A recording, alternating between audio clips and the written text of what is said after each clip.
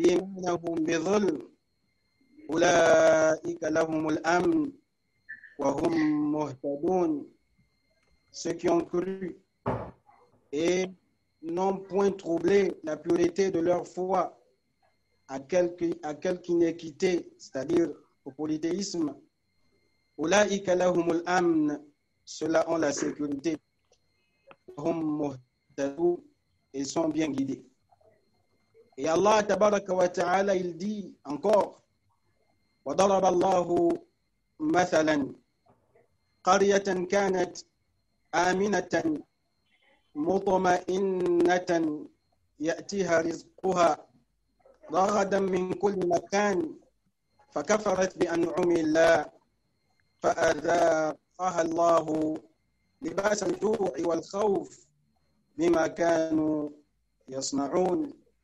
Et Allah propose en parabole une ville, elle était en sécurité, tranquille, sa part de subsistance lui venait de partout en abondance.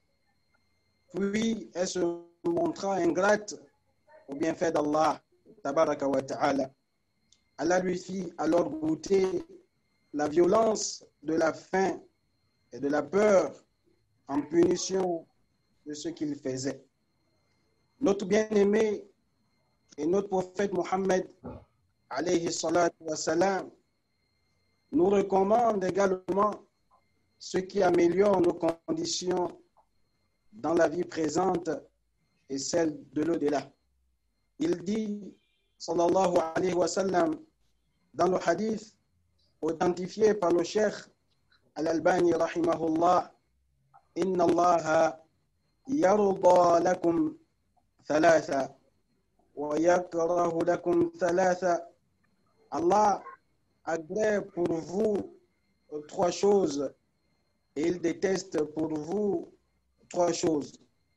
Il agrée pour vous que vous l'adoriez et que vous ne lui associez rien, que vous vous cramponnez tous au câble d'Allah, c'est-à-dire le Coran et la sunna du prophète alayhi salam, selon la compréhension des pieux prédécesseurs, et que vous conseillez ce qu'Allah vous a mis comme gouverneur.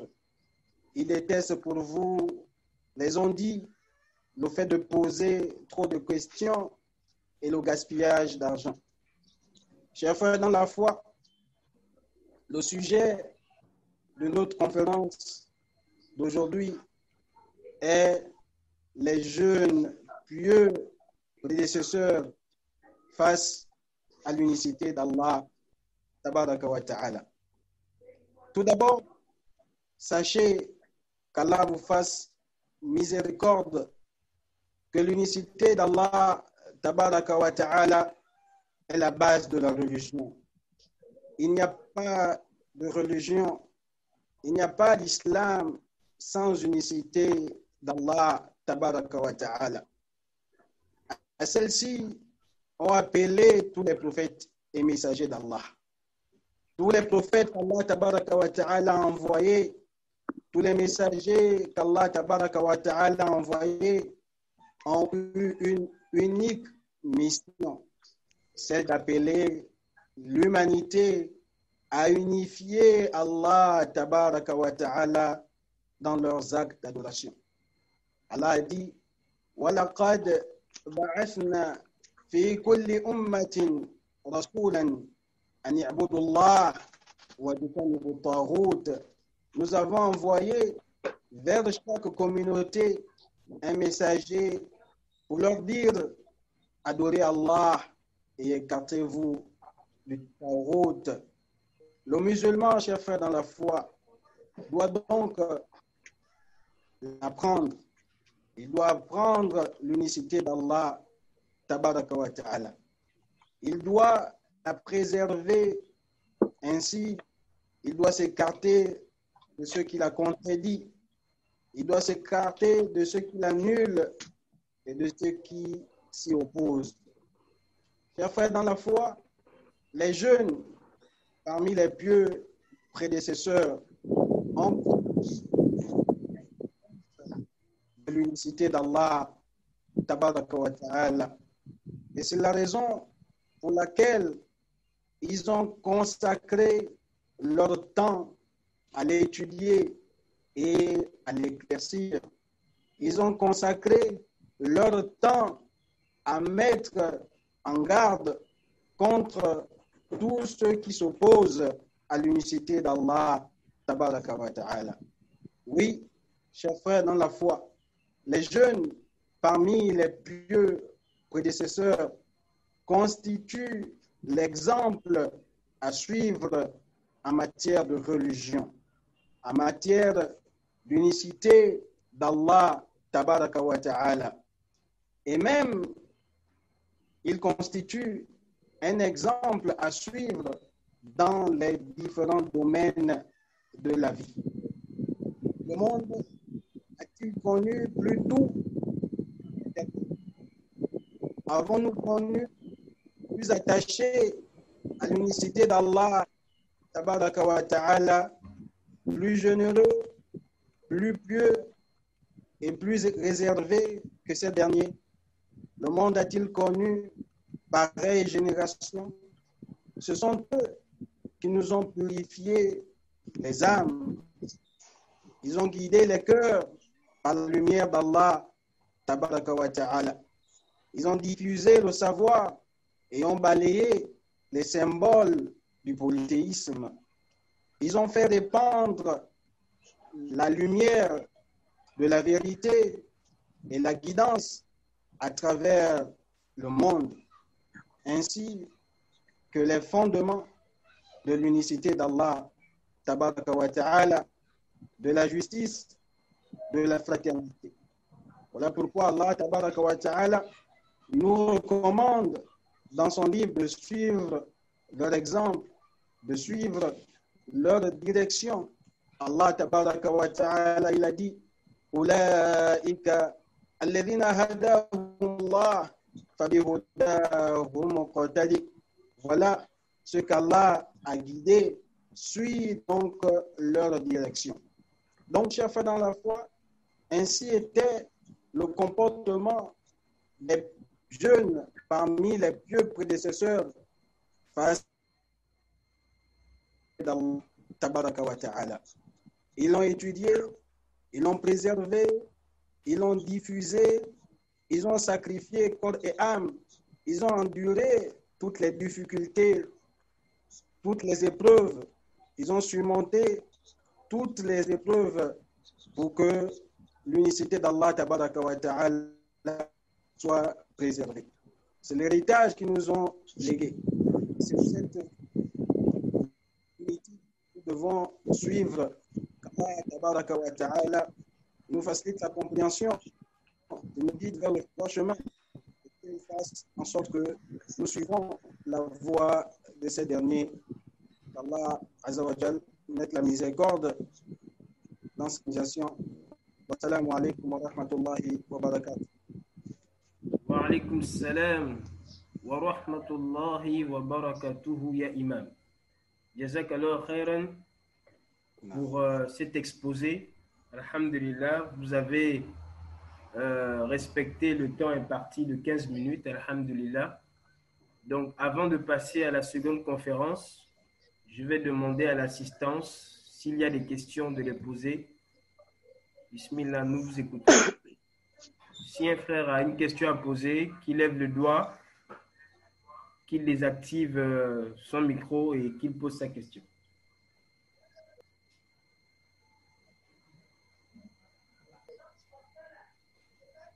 Est-ce qu'il y a des questions?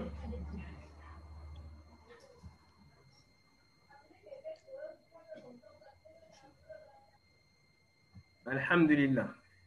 Donc, le silence signifie qu'alhamdulillah, le sujet a été clair. Naam. Puisqu'il n'y a pas de questions, moi, je vais poser 2 questions à l'imam. Imam, est-ce que vous m'entendez? Je t'entends. Barakallahu fik, Cheikh. Beaucoup de nos jeunes frères gabonais, beaucoup de nos jeunes frères musulmans gabonais convertis à l'islam sont confrontés à une difficulté. On leur dit, quand ils viennent se convertir, que l'islam est une religion de science, c'est une religion de savoir. Et que contrairement aux autres religions qui pilulent dans notre environnement, rien ne se fait sans connaissance. Et la question qu'ils nous posent, c'est par où commencer? Comment apprendre dans le contexte qui est le nôtre? Est-ce qu'il y a des livres en particulier que vous suggérez, etc. Voici la première question. Bismillah. Alhamdulillah wa salatu wa salam ala rasulillah. Pour cette première question, par quoi commencer lorsqu'un étudiant ou un nouveau converti veut se lancer dans la science, qui est d'ailleurs une obligation? Comme le professeur Aslam l'a dit, donc la recherche de la science est une obligation pour tout musulman. Donc l'étudiant en sciences religieuses doit, par principe, obligatoirement commencer par ce par quoi Allah a débuté. Allah a dit dans le Coran, fa'alam annahu la ilaha illallah wastaghfir li dhanbik. Sache qu'il n'y a point de divinité en droit d'être adoré en dehors d'Allah et implore le pardon pour ton péché.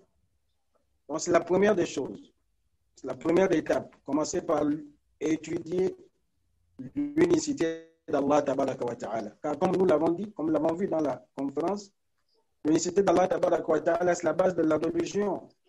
Donc c'est la chose sur laquelle repose tout ce que nous allons pratiquer en matière d'islam. Si nous ne l'avons pas étudié, si nous ne l'avons pas pratiqué, on ne saurait être un bon musulman. Donc c'est pour cette raison que les savants nous recommandent, le Coran, la Sunna du prophète sallam nous recommande de commencer par l'unicité d'Allah tabaraka wa ta'ala. Lorsqu'on revient dans le hadith où le prophète sallam envoie Mu'adh au Yaman, qu'est-ce qu'il lui dit? وَلْيَكُنْ أَوَّلَ مَا تَدْعُوهُمْ إِلَيْهِ أَنْ يُوَحِدُوا اللَّهَ. Que la première chose vers laquelle tu les appelles soit d'unifier Allah tabaraka wa ta'ala dans leurs actes d'adoration. Pour ce qui est des livres, dans les livres du Cheikh Mohammed ibn Abdel Wahhab, rahimahullah, tels que Al-Usul al-Thalatha, Al-Qawaid al-Arba', Kitab al-Tawhid, etc. Non, Wallahu a'lam. La deuxième question. Certains convertis, nouveaux convertis, viennent nous dire qu'ils se sont convertis aux mains de certaines sectes. Et dans certains cours, ils ont entendu que ces sectes-là étaient des sectes égarées. Parce que les adeptes de ces sectes-là adorent, invoquent des personnes décédées. Est-ce que quand ces jeunes-là viennent nous voir pour nous dire que nous avons été convertis auprès de ces gens-là, est-ce qu'on doit recommencer la shahada de ces jeunes-là ou bien ils continuent leur vie normalement? Ils continuent, ils sont musulmans, ignorants, ils doivent juste être mieux orientés. C'est-à-dire, si Allah a fait en sorte qu'ils viennent vers des personnes comme vous, à qui Allah a facilité la compréhension de leur religion selon le manhaj des salaf, donc on ne peut pas les ramener, en fait, ramener à tester l'unicité dans la vie, puisqu'ils sont déjà à l'origine. Donc il suffit juste de les guider vers des imams crédibles, des hommes de sciences crédibles, et Inch'Allah, ils vont se réformer. Barakallahu fik. Et enfin, la dernière question. Oui.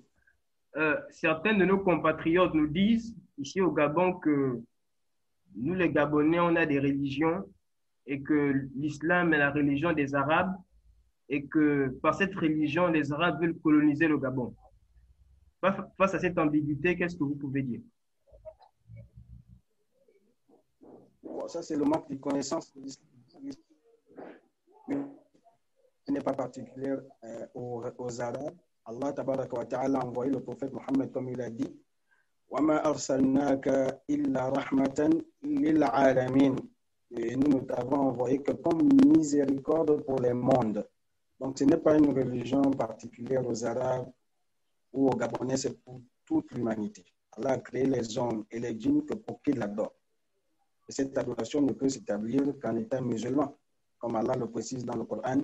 وَمَنْ يَبْتَغِي غَيْرَ الْإِسْلَامِ دِينًا فَلَنْ يُقْبَلَ مِنْهُ وَهُوَ فِي الْآخِرَةِ مِنَ الْخَاسِرِينَ. Et quiconque adopte une religion contraire à l'islam, cela ne sera pas agréé de lui et il sera dans l'au-delà parmi les perdants qu'Allah nous en plaisir. Amin. Amin. Barakallahu fik. Jazakallahu khairan. Et Ouais. s'il n'y a plus d'autres questions parmi les participants, nous allons passer à la deuxième phase de notre conférence. Est-ce que Bon, l'imam Aline Zimbena m'a chargé de vous dire qu'il ne pourra pas participer en fait. Il est dans une situation qui ne lui permet pas de participer. D'accord, très bien. Qu'Allah le récompense et qu'Allah Azza wa Jalla améliore sa situation. Est-ce que l'imam Ousmane est présent? Oui, je suis présent. Barakallahu fik, imam. Donc, sans plus tarder, nous allons passer à ton intervention dont le titre est Les conseils des salafs à l'endroit des jeunes. Tafadol, chef Mashkour.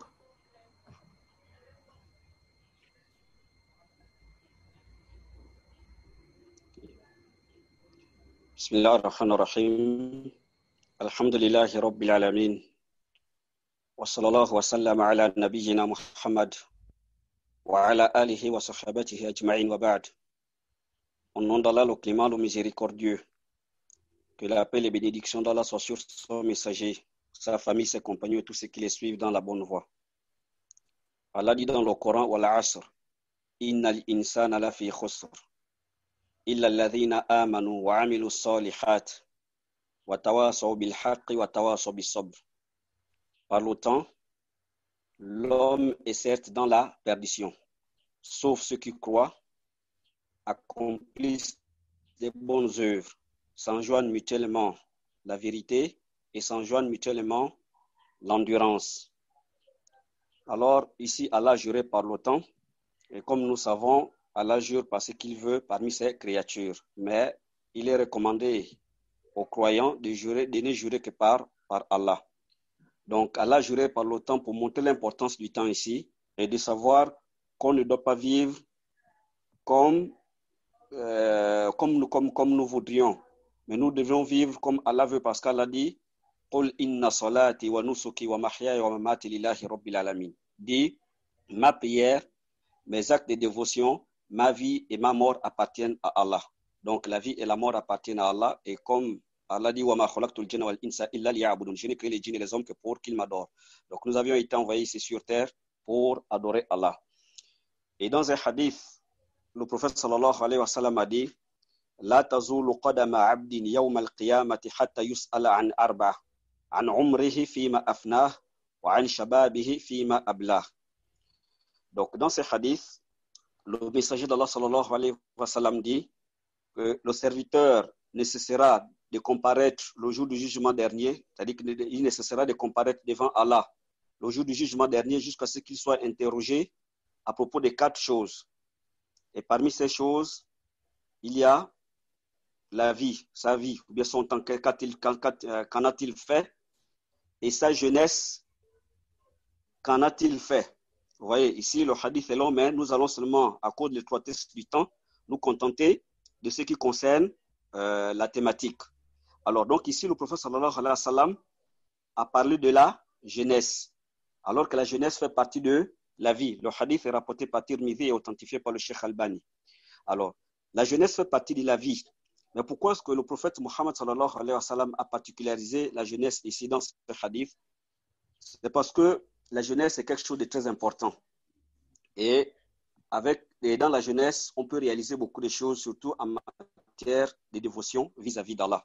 Et c'est pour cela que le prophète Mohammed sallallahu alayhi wa sallam a attiré l'attention de la jeunesse musulmane. Toi, tu es jeune, le jour du jugement dernier, on t'interrogera à propos de ta jeunesse.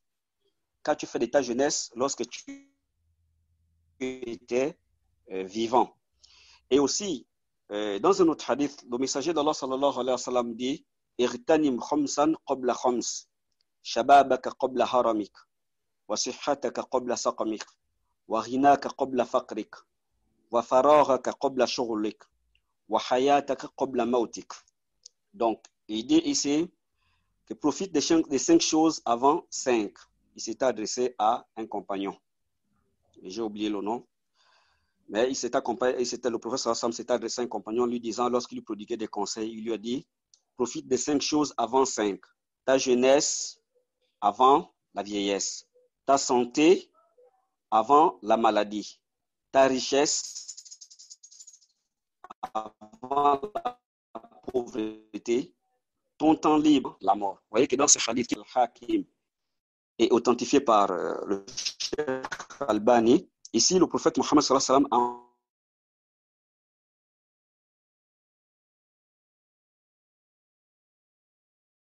encore mis l'accent dans la... Donc, c'est que lorsqu'on est jeune, nous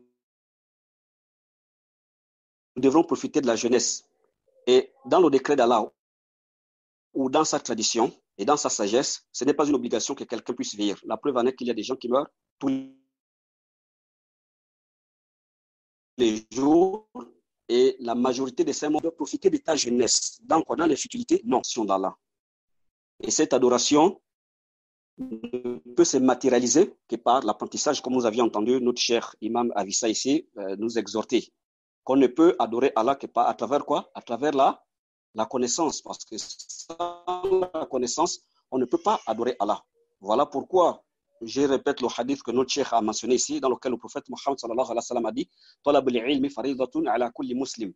La recherche de la connaissance est un devoir qu'incombe à tout musulman. C'est un hadith qui est rapporté par Abu Nu'aym al-Hakim et il a été authentifié par le cheikh Albani. Bon, bien entendu qu'il y a des savants qui disent c'est un hadith daïf, mais le cheikh Albani dit que le hadith est authentique. Alors donc, on ne peut adorer notre Seigneur que lorsqu'on apprend, lorsqu'on connaît la religion.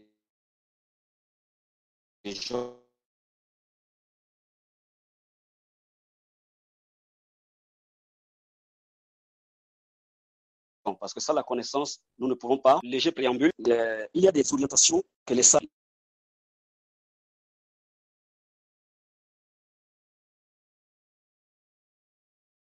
l'époque des compagnons. Et parmi ces compagnons, il y a venu souvent lui rendre visite ou quand il recevait à la mosquée, il disait marhaban biwasiyati rasulillah awsana an nuwasi'a lakum fil majlis wa an nufahimakum al hadith fa innakum khulufuna wa ahlul hadith ba'dana. Donc lorsqu'il recevait les jeunes, il leur disait bienvenue à vous, ô héritier du messager d'Allah sallallahu alayhi wa sallam.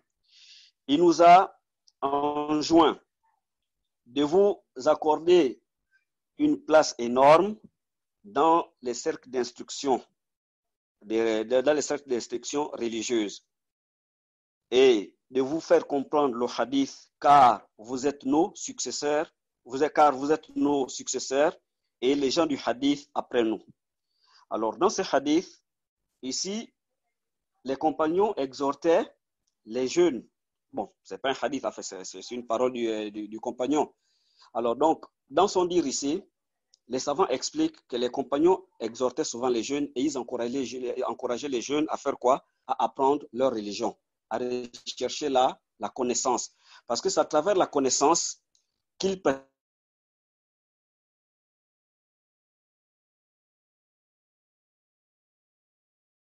la religion et à travers elle qu'ils la religion.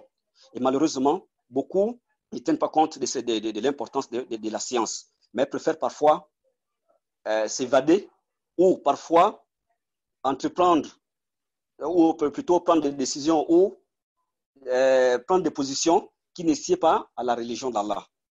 Donc, d'où l'importance pour nous toujours d'apprendre afin d'avoir le discernement. Et il y a aussi un tabi'i au nom de Malik ibn Dinar qui disait Innamal khayru fi shabab. Innamal khayru fi shabab. Le bien se trouve chez les jeunes. Pourquoi le bien se trouve chez les jeunes? C'est parce qu'ils ont la possibilité, avec leur jeunesse, de faire de réaliser beaucoup de choses, particulièrement en matière de la richesse, la science religieuse. Et certains savants contemporains disent, lorsque quelqu'un apprend la science religieuse, il doit profiter de son jeune âge. Parce que pendant cette période, il a le temps d'apprendre. Parce qu'après une certaine période, lorsqu'il a des occupations, il est marié, il a une famille, il a du travail, ou bien d'autres exercices qu'il fait, il n'aura peut-être plus assez de temps. Et c'est pour cela qu'ils disent que l'âge, par exemple, c'est vrai qu'il y en a qui ont fait avant, c'est-à-dire que de 20 à 30, on a la possibilité de beaucoup apprendre. Par exemple, en mémorisant le Coran, pendant cette période, tu as la possibilité d'apprendre parce que, comme nous savons tous, au fur et à mesure, lorsque quelqu'un avance en âge, son intellect aussi diminue et sa capacité de mémorisation aussi diminue. Donc, voilà pourquoi il est important pour nous de profiter de la jeunesse, de chercher la connaissance afin de la propager comme il faut et d'éviter les dérives dans la pratique de la religion. Les signes ne sont pas venus dans la religion. Et nous avons aussi Zayd ibn Abi Zarqa, qui est un des tabi'in qui disait خرج علينا سفيان الثوري ونحن على بابه فقال يا معشر الشباب تعجلوا بركة هذا العلم فإنكم لا تدرون لعلكم لا تبلغون ما تؤملون منه ليفيد بعضكم بعضا. Alors donc Zayd ibn Abi Zarqa disait que lorsque nous nous mettions au seuil de la porte de Sufyan Thawri et qu'il venait vers nous, il disait aux jeunes, profitez des bénédictions de cette science, c'est-à-dire la science religieuse, car vous ne savez pas si vous allez réaliser vos projets et que chacun d'entre vous soit utile à l'autre. Alors, cela nous amène à comprendre ici que lorsque on est dans la jeunesse, nous devrons profiter de l'acquisition de la science, parce que c'est la chose la plus importante pour l'homme sur terre, sinon en particulièrement le croyant. On profite de l'acquisition de la science, ensuite on la propage.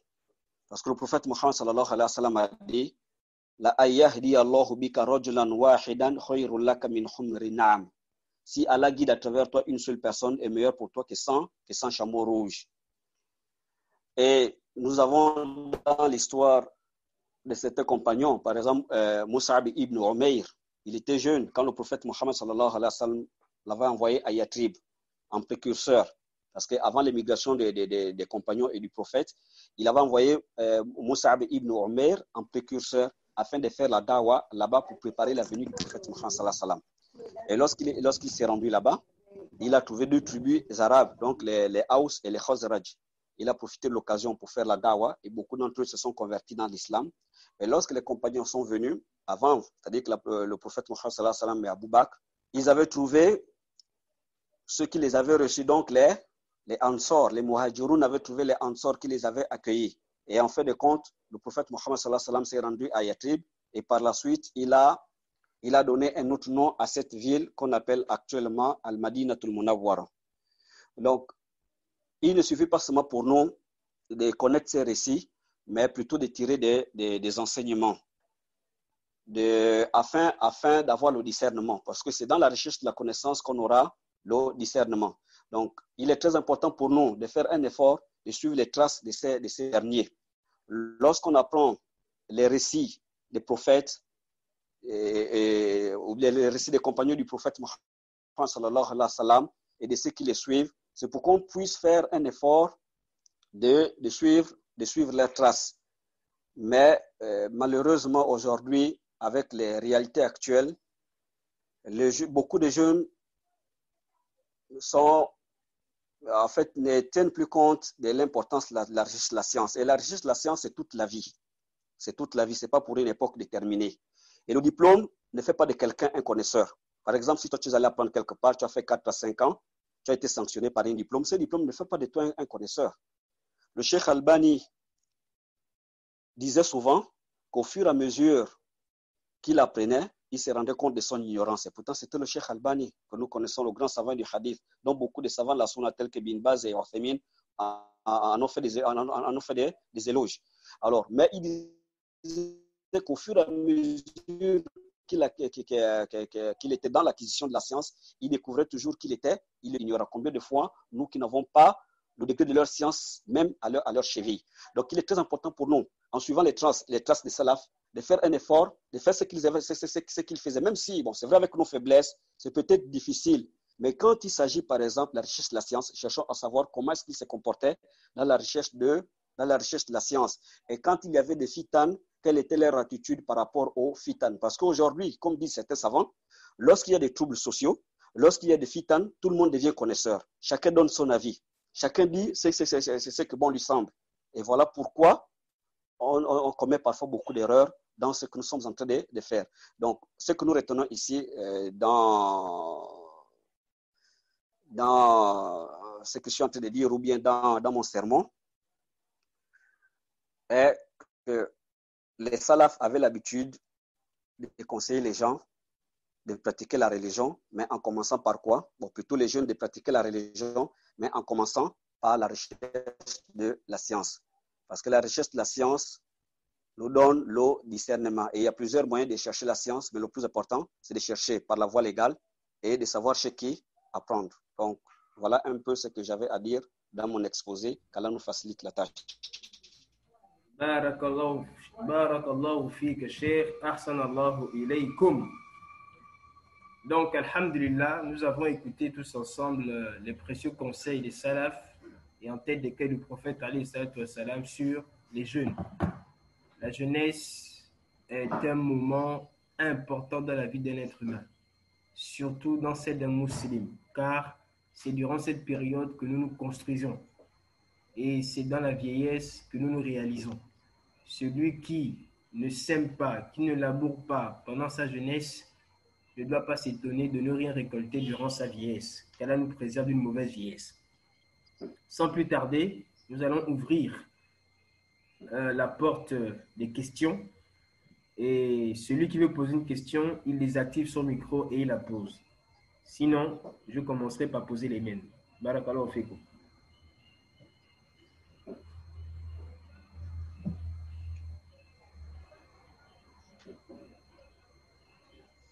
Est-ce qu'il y a des questions? Non, cher Ousmane, est-ce que tu acceptes des questions qui sortent de ton sujet? Bon, si j'ai la réponse à la question, je pourrais répondre. Dans le cas contraire, on va poser la question au Cheikh Avissa. Inch'Allah. Ok.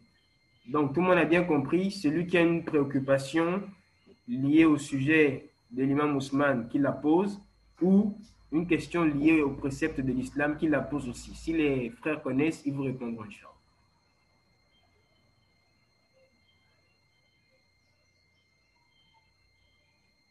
Il n'y a pas de questions? Alhamdulillah, s'il n'y a pas de questions, c'est la preuve que les exposés ont été clairs. C'est la preuve que les exposés ont été clairs et donc je n'en doute pas qu'ils ont été clairs plutôt les exposés, mais moi, j'ai quelques préoccupations qui nous reviennent très souvent et que je vais poser aux frères. Alors, apparemment, il y a quelqu'un qui a désactivé son micro. Assalamu alaikum wa rahmatullahi wa barakatuh. Wa alaykum salam wa rahmatullahi wa barakatuh. Yakhil Habib, est-ce que tu peux te présenter rapidement avant de poser ta question? Moi, je m'appelle Aizuddin et je suis votre frère en islam. Vraiment, qu'Allah récompense tout ce que vous battez pour la cause en islam. Et nous aussi, la jeunesse qui est là dans notre milieu en train de déambuler dans la société sans avoir aussi le ilm que vous êtes en train de le dire. Donc, Allah nous dit tous l'islam de ce monde. Bon, ma question est ceci. J'ai des questions. La première question, c'est sur la fitna de la jeunesse par rapport à ceux qui veulent se marier. Mais comment faciliter la jeunesse qui a envie de se marier? Or, les conditions ne lui permettent pas. Et en plus, il en fait face des situations très pénibles compte tenu des habillements vestimentaires qui véhiculent. La seconde question, c'est de savoir comment, quel conseil pouvez-vous nous donner pour s'organiser, pour mieux apprendre la connaissance. Puisque, d'après votre intervention, vous avez bien dit qu'il est très important d'avoir la connaissance avant d'intervenir sur une question donnée. Maintenant, comment on peut se faire? Parce que, quand nous pardonne, on est beaucoup, notre intention est beaucoup liée à la recherche de dunya. On veut l'argent, on veut faire des petits business, on veut avoir de l'argent. Et souvent même, on néglige même, à part qu'on fait les cela, après le reste, paf, on cherche plus la connaissance. Or, c'est très important pour nous. C'est des choses qui vont renforcer, qui vont nous nourrir nos cœurs. Et c'est un peu ma question. Et quand vous récompense, quand vous la réponse aussi. Salam alaikum. Wa alaikum salam. Donc, avant de passer le micro à l'imam pour la réponse, je tiens à signaler à l'ensemble des participants que, étant donné que nous sommes en ligne, avec tous les problèmes de connexion de bonnes personnes que nous avons, essayons de faire en sorte que les questions soient les plus courtes possibles. Barakallahu fikum. Bismillah imam, tafaddal. Nous allons commencer par la deuxième question qui concerne la recherche de la science. Je crois que nous avons écouté notre imam Avissa Kamara, qui nous a édifié là-dessus, par quoi on doit commencer, ainsi de suite. Mais qu'à cela ne tienne, on peut peut-être essayer de dire encore un tout petit peu quelque chose par rapport à la recherche de la science. Le prophète sallallahu alayhi wa sallam a dit Man salaka tariqan yaltamisu fihi ilman sahala lahu, emprunte un chemin dans le but de rechercher la connaissance religieuse, Allah lui facilite une voie au paradis. Celui qui emprunte un chemin, ici là, bon, ceux qui appellent au nahu, la grammaire arabe, ici là, tariqan c'est nakiro, donc c'est indéfini. Alors, ce qui veut dire que quand quelqu'un emprunte un chemin, quel que soit le chemin qu'il emprunte pour rechercher la science, Allah lui facilitera une voie au paradis. Maintenant, il s'agit de quel chemin? Il s'agit de se rendre chez des gens qui ont acquis la science selon le manhaj des prédécesseurs vertueux. On ne va pas apprendre chez n'importe qui.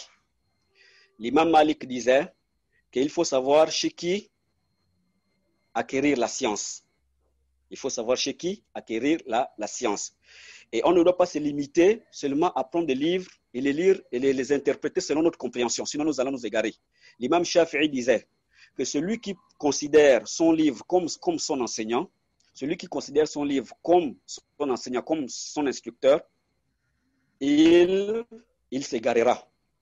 Donc, d'où l'importance d'aller vers des gens qui ont appris la science religieuse.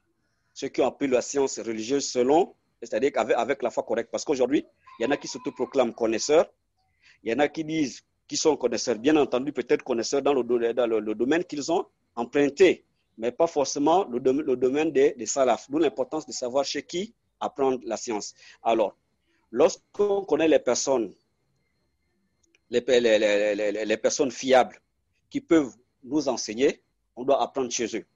Si l'endroit dans lequel ou la région dans laquelle nous vivons, il y a des gens qui enseignent la religion, on doit aller vers eux pour apprendre. Et lorsqu'on apprend, l'imam nous a dit ici qu'il faut commencer par les éléments de base. Par exemple, en matière de dogme, il faut commencer par le tawhid, l'unicité d'Allah. Et si par exemple nous avons des documents avec donc des supports avec lesquels on puisse rechercher cette connaissance telle que Usul Thalatha, donc les 12 preuves et leurs sources, si nous avons par exemple ce genre de documents traduits dans notre langue, donc par exemple traduits en français, on peut se rendre chez celui qui a appris le sens de ce qu'a apporté le Cheikh Mohammed ibn Abdul Wahhab, parce que c'est lui l'auteur de ces livres, afin de comprendre. Parce que si toi tu lis par exemple ces documents tout seul, ta connaissance ou bien ta compréhension ne sera pas, ta compréhension ne sera pas élargie. Donc il faut l'élargir avec les explications des savants. Bon, il y a des explications, par exemple en Europe, les frères, par exemple, comme Abdul Qawi peut en témoigner. En Europe, beaucoup les explications des savants sont éditées. Par exemple, Usul al-Thalatha, Kitab al-Tawhid, Al-Qawaid al-Arba, ça a été traduit en français, en anglais, dans d'autres langues. Donc, si bien que beaucoup d'entre eux qui sont là-bas, lorsqu'ils se convertissent dans l'islam, bien entendu, ils vont chez des gens qui peuvent leur enseigner, mais ils ont aussi des supports avec lesquels ils s'améliorent. Or, ici, par exemple, en Afrique, par exemple au Gabon, bon, souvent c'est difficile. Donc, il faut aller vers les gens. Maintenant, si on n'en a pas, aujourd'hui, les moyens d'apprentissage sont nombreux. Par exemple, ça c'est un moyen. Nous avons les réseaux sociaux, à travers les WhatsApp et autres. Il y a des forums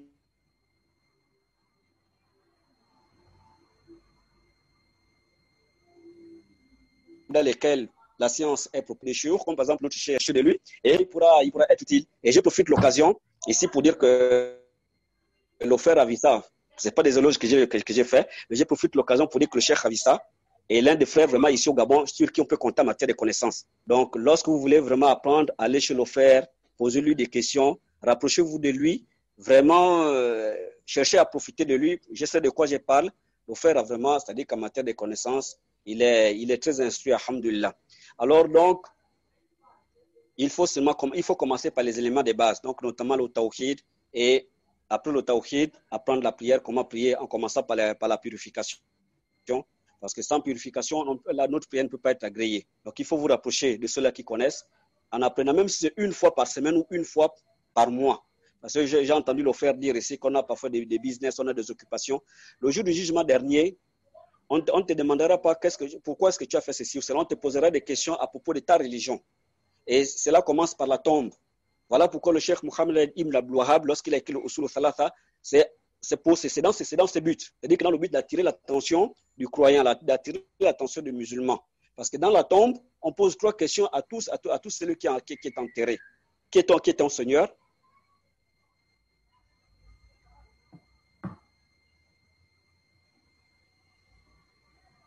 Quelle est ta religion?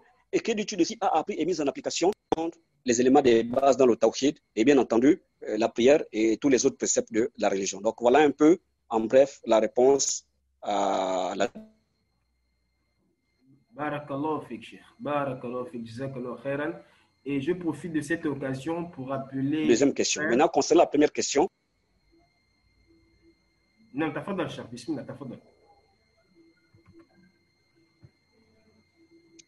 C'était quoi la deuxième question? Non, mais vas-y d'abord, profite d'avoir l'occasion pour appeler aux frères, oui. Voilà, donc je profite de cette occasion pour rappeler aux frères que, Inch'Allah, d'ici quelques jours, sur la chaîne YouTube Ensemble pour une Oumma épanouie, vous allez pouvoir suivre en différé les cours des différents frères qui participent à cette conférence. Inch'Allah, d'ici peu, sur cette chaîne YouTube, Inch'Allah, vous allez pouvoir apprendre certains éléments fondamentaux de votre religion. Et nous rappelons, comme nous l'ont rappelé les prédécesseurs, que les cours que nous allons publier sur la chaîne YouTube ne doivent en aucune manière remplacer les assises auprès des connaisseurs. Et l'imam Avissa est là, l'imam Ousmane est là, ils sont là, ils vont nous rappeler quelle est l'importance de la barakat qu'on gagne, aller s'asseoir, à se déplacer, aller s'asseoir pour apprendre auprès des connaisseurs. Cette barakat-là, vous ne l'aurez pas si vous êtes assis chez vous à écouter un cours en différé. Donc, ce que nous allons faire, c'est juste des accessoires. C'est pour nous inciter à ne pas tomber dans la paresse de la non-apprentissage. Voilà, donc c'était un peu ce que je voulais rappeler aux frères. Donc, la chaîne YouTube, vous allez sur YouTube, vous tapez Ensemble pour une Oumma épanouie et vous allez tomber sur cette chaîne. Et d'ailleurs, la conférence d'aujourd'hui sera retransmise sur cette chaîne une fois terminée. Barakallahu fikum. Cher, tafadal pour la dernière question et puis nous allons passer au prochain conférencier. Oui, c'était quoi la deuxième parole? Alors, on va demander au frère qui s'est prononcé. Isoudine, est-ce que tu peux nous rappeler la première question, s'il te plaît? Oui, la première question. Donc, la première question, c'était sur le cas de fitna, sur laquelle nous sommes confrontés souvent. Nous sommes jeunes, avons envie de se marier. Et compte tenu des réalités d'ici, c'est difficile de se marier Et même avec les parents, souvent, qui se prétendent peut-être musulmans, et c'est difficile de se marier, mais on ne sait même pas comment s'y prendre, comment faire avec les différentes ethnies aussi qui existent chez nous ici. Il faut toujours respecter les coutumes, tout ça. Et à la jeunesse, on est confronté à ces fitnas de asile de façon spontanée.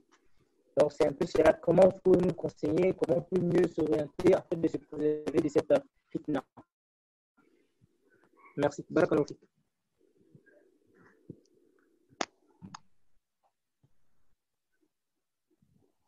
Oui, donc,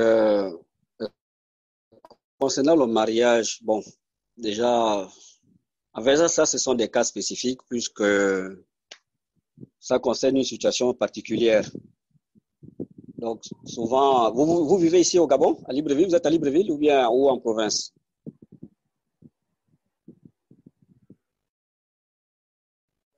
Allô? Oui, nous sommes je suis à Libreville ici. Et les gens résident souvent en province et puis à Libreville. Des fois à l'Araignée, des fois à Libreville. Ah, d'accord. Bon, vous savez, ce sont des réalités qui sont là, dans les réalités dans lesquelles nous sommes. Mais qu'à cela ne tienne, la première des choses, lorsque quelqu'un est confronté à une situation, c'est de se remettre à Allah. Hein? Il doit d'abord demander à Allah de l'aider, il doit faire des invocations parce que Allah exauce les invocations. Il demande à Allah de l'aider. Et deuxièmement, lorsqu'il invoque Allah, il doit faire preuve de patience. Parce qu'Allah dit dans le Coran, wasta'inu bis-sabri was-salah. Chercher secours dans l'endurance et la prière. Donc, non seulement il endure la difficulté, mais aussi il prie beaucoup, il invoque beaucoup Allah. Et l'autre orientation, c'est qu'il doit faire recours aux jeunes. Le prophète Mohammed sallallahu alayhi wa sallam a dit aux jeunes, si l'un d'entre vous a la possibilité de se marier, de supporter les charges du mariage, qu'il se marie. Hein, car cela est un bouclier. Hein, l'aide à baisser le regard est un bouclier contre la turpitude. En fait, jamais le sens du hadith. C'est-à-dire que cela préserve son sexe des turpitudes. Et lorsqu'il ne peut pas, non, plutôt, si quelqu'un a la possibilité de supporter les charges du mariage, qu'il se marie. S'il ne peut pas, qu'il fasse recours aux jeunes. Hein, qu'il fasse recours aux jeunes. Alors, donc, si par exemple quelqu'un n'a pas la possibilité, qu'il essaie de faire beaucoup de jeûnes surrogatoires et avec l'aide d'Allah, il finira par s'en sortir. Mais tout en évoquant Allah, tout en demandant Allah de l'aider dans ce sens. Maintenant, et par la suite, il va falloir qu'il fasse des causes à effet, qu'il apporte des causes à effet. Donc, notamment, aller vers une musulmane qui remplit certains critères et lui demander un mariage, soit à travers ses parents ou bien à travers d'autres personnes. Et moi, je crois que c'est un peu ça, c'est d'aller vers des musulmans, vers des musulmanes, vers des familles musulmanes. Et dans le cas contraire, s'il y a des convertis aussi que le frère connaît, il peut se rapprocher d'elle, mais il faut mettre l'accent sur le critère de la pratique de la religion. C'est vrai que là aussi, c'est difficile, parce que le prophète Sassam nous a orientés vers ça. C'est vrai que ce n'est pas facile, mais qu'à cela ne tienne, si une musulmane fait déjà des efforts, elle se voile, elle prie, et le reste, c'est à vous de compléter en lui donnant des instructions par rapport à la religion. Et au fur et à mesure, Inch'Allah, elle va s'améliorer. Mais il faut faire beaucoup d'invocations. Allah est capable de tout. Il peut arriver parfois que vous allez chez des gens, dans certaines communautés, demander une femme en mariage, mais à cause de votre nationalité d'origine, on vous refoule, on vous refuse. Il faut seulement faire preuve de patience. Si Allah a voulu que vous mariez dans cette famille, ce sera le cas. Dans le cas contraire, vous allez vous chercher une autre femme. Donc, si vous ne trouvez pas une femme qui est typiquement issue d'une famille musulmane, cherchez aussi les convertis et puis faites la prière des consultations afin de savoir si elle peut être une bonne épouse pour vous ou pas. Voilà en bref la réponse à votre question. Si le cheikh, notre imam Avissa, quelque chose à ajouter, nous sommes à son écoute. Barakallahu fik, chef. Jazakallahu khairan. Chef Avissa, est-ce que tu peux rajouter quelque chose?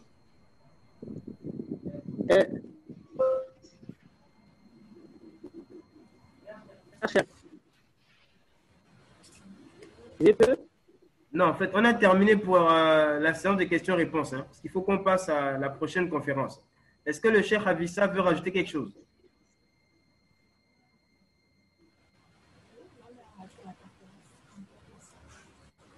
Ah, on dirait qu'il n'est plus là, apparemment. Hein?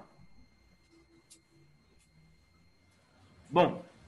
Donc, Inch'Allah, nous allons passer à la conférence suivante. Ton truc là, c'est celui qui est en bas. Comment? Ok, donc on va avancer alors. D'accord, très bien. Donc, on va lancer la conférence suivante dont le titre est... Excusez-moi.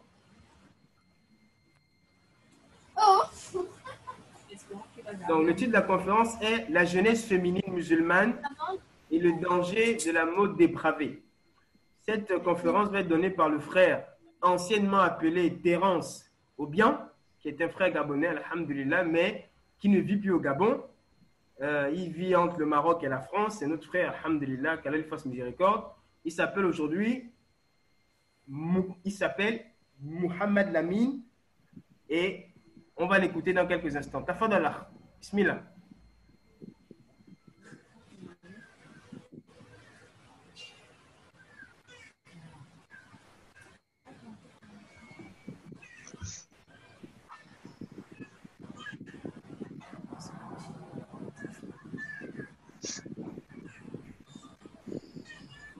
الو السلام عليكم. وعليكم السلام ورحمة الله وبركاته. تفضل أخي بسم الله. نعم بسم الله إن الحمد لله نحمده ونستعينه ونستغفره ونتوب إليه ونعوذ بالله من شرور أنفسنا ومن سيئات أعمالنا من يهده الله فلا مضل له ومن يضلل فلن تجد له وليا مرشدا وأشهد أن لا إله إلا الله وأشهد أن لا إله إلا الله محمد رسول الله وأشهد أن لا إله إلا الله وأن محمدا عبده ورسوله صلى الله عليه وعلى آله وصحبه ومن تبعه بإحسان ثم أما بعد. Mes frères et sœurs, donc le sujet d'aujourd'hui, qui est un sujet qui est très important, la jeunesse féminine musulmane et les dangers de la mode dépravée. Et avant de rentrer dans le vif du sujet, mes frères et sœurs, il y a certains fondements et certaines choses qu'il faut absolument comprendre. Aujourd'hui, l'Occident, lorsqu'il parle de l'islam, il dit de l'islam que c'est une religion qui assouvit et qui maltraite la femme musulmane. Et afin de comprendre de quelle manière l'islam a honoré la femme musulmane, il faut revenir un peu dans le temps et regarder comment était la femme en général avant l'islam. La femme avant l'islam était enterrée vivante. C'est ainsi dans ce sens qu'Allah Azza wa Jalla nous dit وإذا سئلت وإذا الموءودة سئلت بأي ذنب قتلت. Et quand la petite fille sera questionnée pour quel péché, elle a été tuée. Donc les filles étaient tuées injustement. Les hommes pouvaient se marier de manière illimitée. Les femmes n'avaient aucun droit.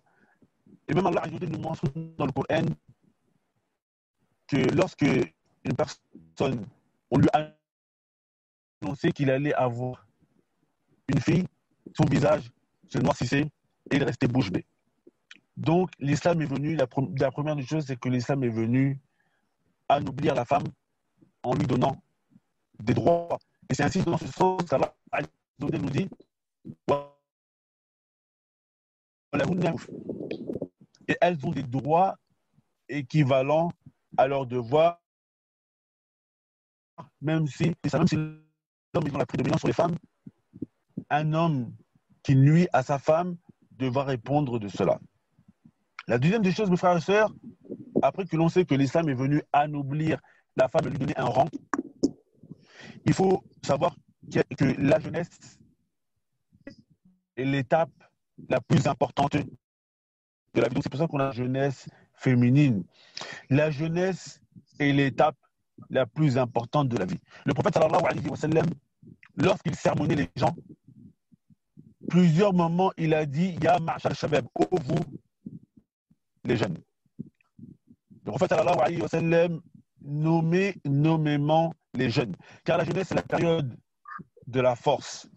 Car la jeunesse, c'est la période où on peut faire des choses que l'on ne pourra pas faire lorsque l'on sera âgé.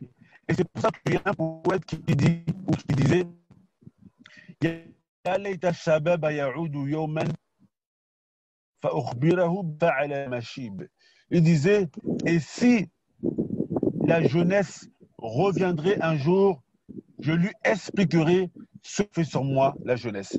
Donc la jeunesse est une étape que l'on se doit d'utiliser dans la crainte à Allah tabaraka wa ta'ala. Et c'est pour cela que le prophète sallallahu alayhi wa sallam nous a dit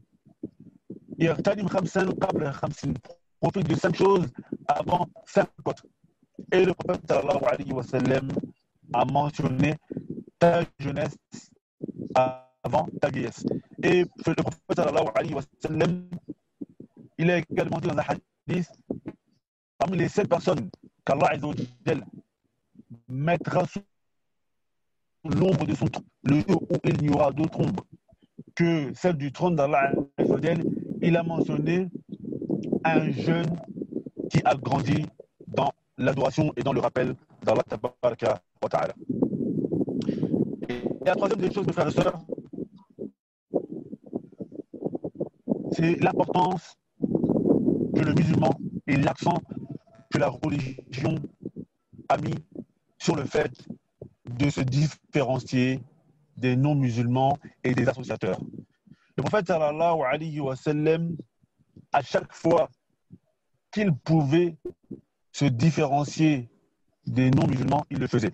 C'est pour ça qu'il nous a dit, le prophète sallallahu alayhi wa sallam, de laisser pousser les barbes et de tailler les moustaches. Et c'est lui-même le prophète sallallahu alayhi wa sallam qui dit dans le hadith, celui qui ressemble à un peuple fera donc partie de ce peuple.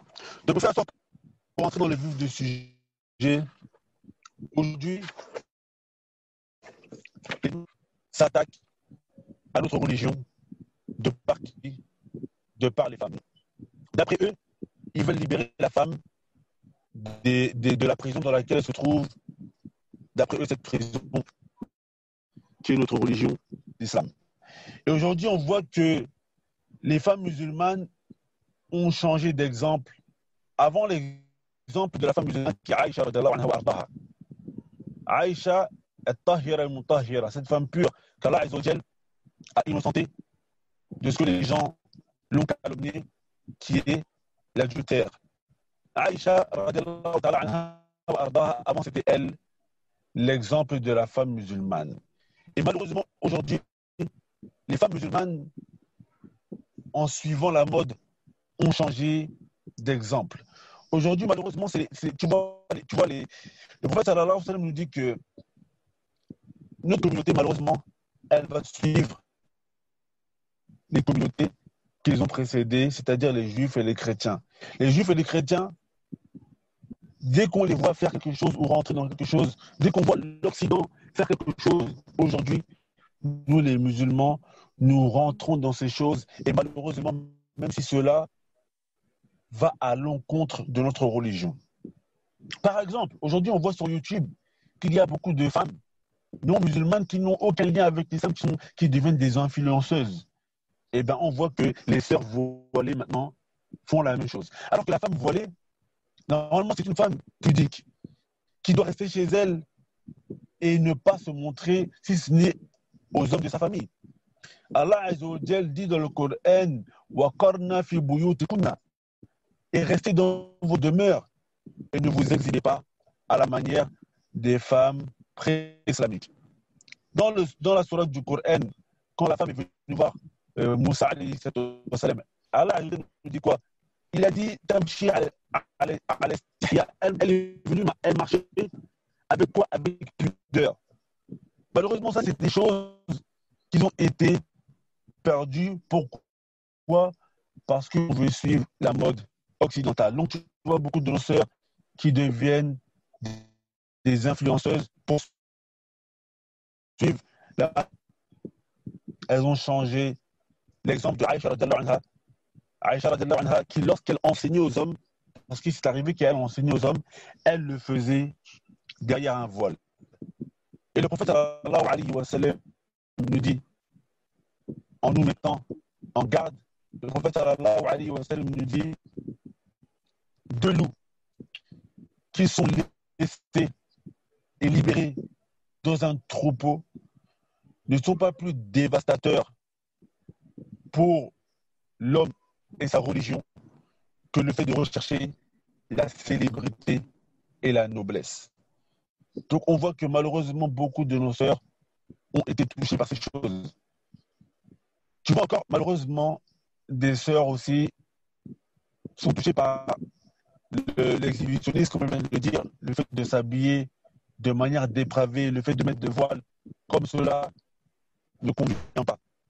Alors qu'Allah Azza wa Jal, dans le Coran, là encore, nous a ordonné aux femmes de se voiler. Et les femmes les pieuses, parmi les pieuses prédécesseurs qui nous ont précédés, lorsque l'ordre d'Allah Azza wa Jal est venu de mettre le voile, il y avait des femmes qui étaient dans la rue et qui ne savaient pas encore que les femmes devaient se voiler. Lorsque l'on a dit que le verset sur le voile est descendu, elles ont déchiré des bouts de leurs vêtements afin de se voiler correctement. Donc, malheureusement, frères et sœurs, on voit que les musulmans, les hommes comme les femmes, nous sommes attirés et on suit les modes qui contredisent et qui vont à l'encontre des préceptes que le prophète sallallahu alayhi wa sallam nous a laissés. Par exemple, aujourd'hui, tu trouves des sœurs qui veulent devenir footballeuses de haut niveau. Alors que cela, parfois, ça va à l'encontre contrairement de notre religion. Elles sont mélangées aux hommes, elles sont habillées de manière qui est contraire à notre religion islamique.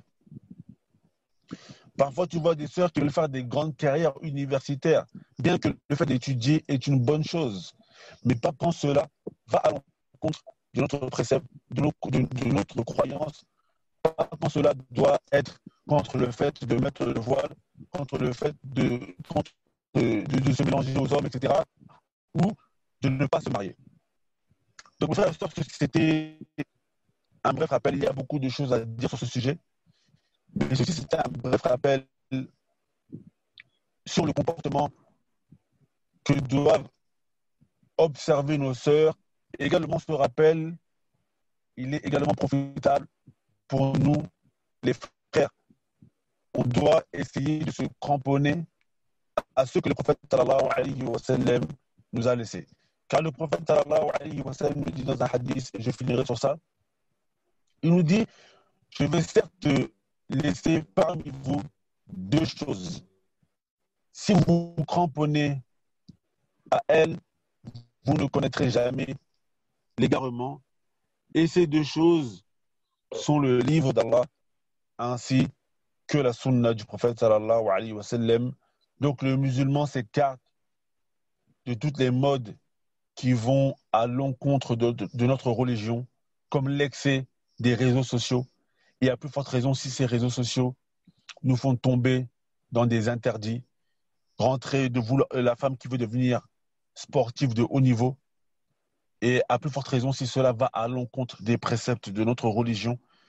Chanteuses, mannequins, parce que malheureusement maintenant, on voit des chanteuses, des mannequins, ils font des réunions de mannequinat pour femmes voilées. La dernière fois, j'ai vu ça sur les réseaux sociaux. Et toutes ces choses, c'est des chemins qui sont contre notre religion. Et le prophète sallallahu alayhi wa sallam nous a ordonné de suivre son chemin et de ne pas suivre les souboules, les voies qui nous mènent à l'égarement. On demande à Allah Azza wa Jal de nous faciliter sur cela. Innahu waliyu dhalika wal qadiru alayhi walhamdulillahi rabbil alamin. Barakallahu fik ya akhi al-habib Muhammad Abi Talha. Jazakumullah khairan. Wa ahsana Allahu ilayk. Wa iyyakum. Barak. Jazakumullah khairan. Avant que tu ne partes, on ouvre la séance de questions-réponses. Bien entendu, concernant le sujet, Inch'Allah. Donc, s'il y a des frères qui veulent intervenir pour poser une question, le conférencier est là, il va répondre. Et si il estime que ça dépasse ses capacités, parce que nous sommes une religion où nous n'allons pas au-delà des connaissances que nous avons. S'il ne peut pas, les autres intervenants, s'ils ont la réponse, ils vont nous la donner, Inch'Allah. Bismillah, on vous écoute. Salam alaikum wa rahmatullahi wa barakatuh. Wa alaikum C'est salam. votre frère Aïzouddin Wa alaykum salam wa barakatuh. qui revient sur la question pertinente qu'il avait posée tout l'élément au chapitre passé. La question est que quel est le châtiment et qu'Allah nous réserve, nous, la jeunesse, si on continue de suivre le mode de vie des koufars, des non-musulmans. La deuxième question est que on est souvent confronté à une fitna ici au Gabon et tu entends la sœur est d'accord, elle est musulmane, mais elle te dit maman est franc, mon papa ne m'a pas pris soin de moi, je vais me marier côté femme, mais côté franc, ça coûte cher. Je suis côté mien, mon papa est malien ou les Sénégalais ou les Béninois musulmans, mais j'ai déjà accepté sa religion, mais étant donné que sa maman qui a pris soin de moi, quand on est matriarcat ici, alors je vais m'épouser le côté de ma maman. Donc, on est confronté à cette fitna, nous, la jeunesse qui, vous savez, aujourd'hui, la crise qui frappe tout le monde, et même avec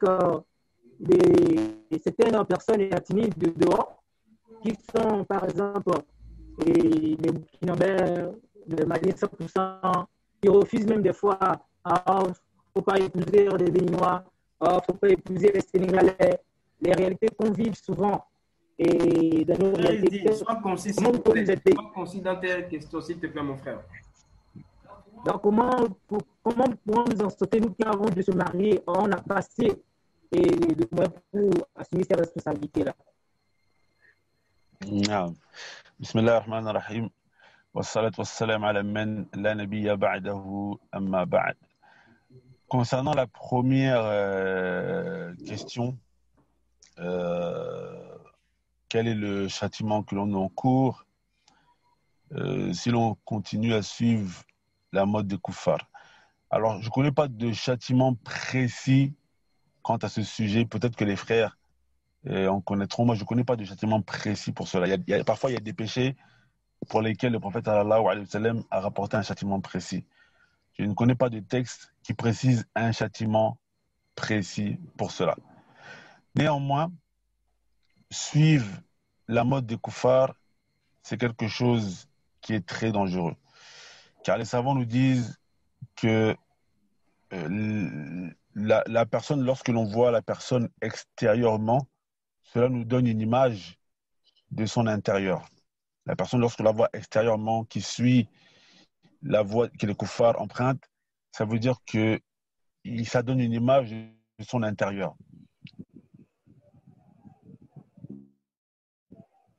Et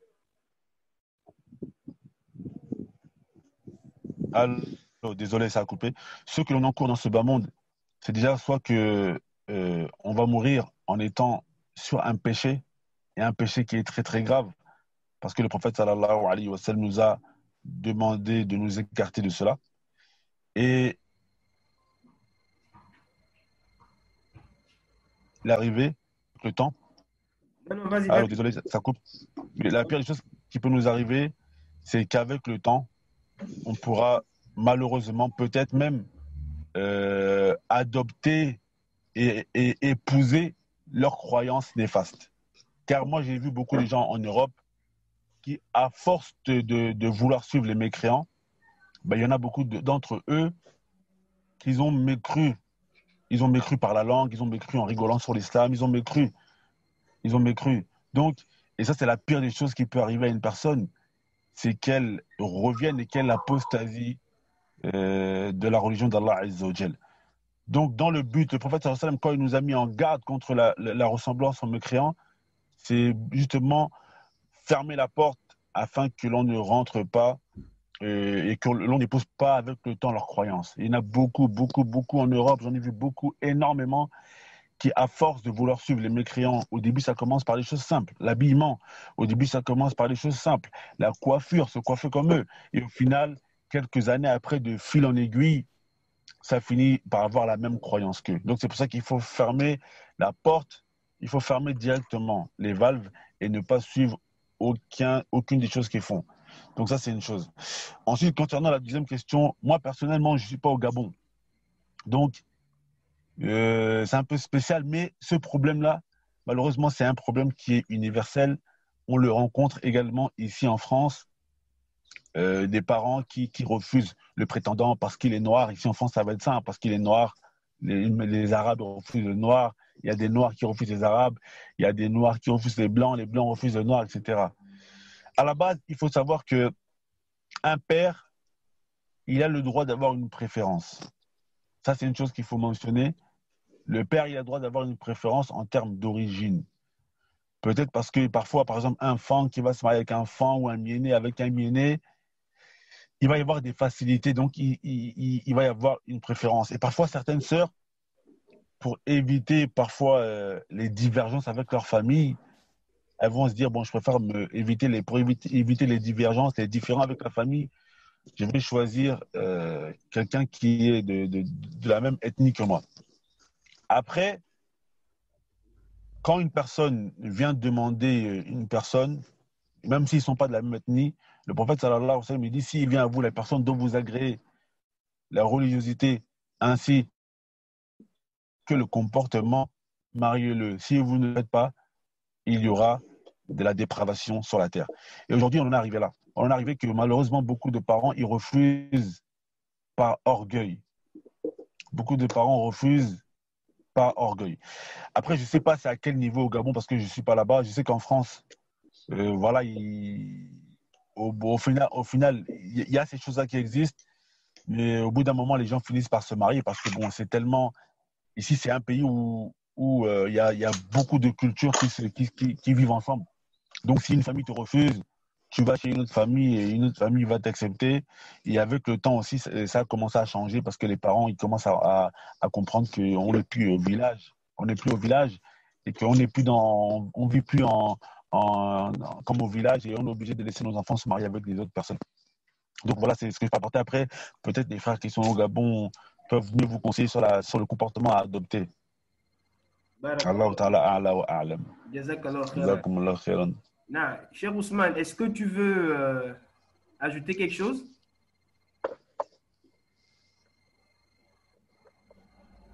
Bon, par rapport à cette question, c'est comme le doutier a dit ici. Hein. C'est là, puisque lui parle des réalités qui concernent notre pays, c'est-à-dire le frère qui a posé la question.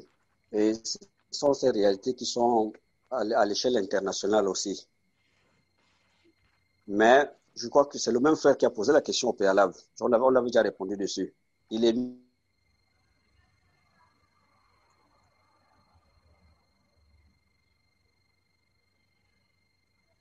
mieux pour lui de faire preuve de tout aussi, c'est tout une jeune dame dans une famille musulmane qu'il a citée, et qu'on l'accepte. D'accord. Maintenant, si ce n'est pas le cas, il cherche une convertie, il convertit une femme qu'il peut épouser. Et en inculquant l'éducation religieuse, Inch'Allah, elle sera une bonne musulmane. Non. Donc voilà un peu.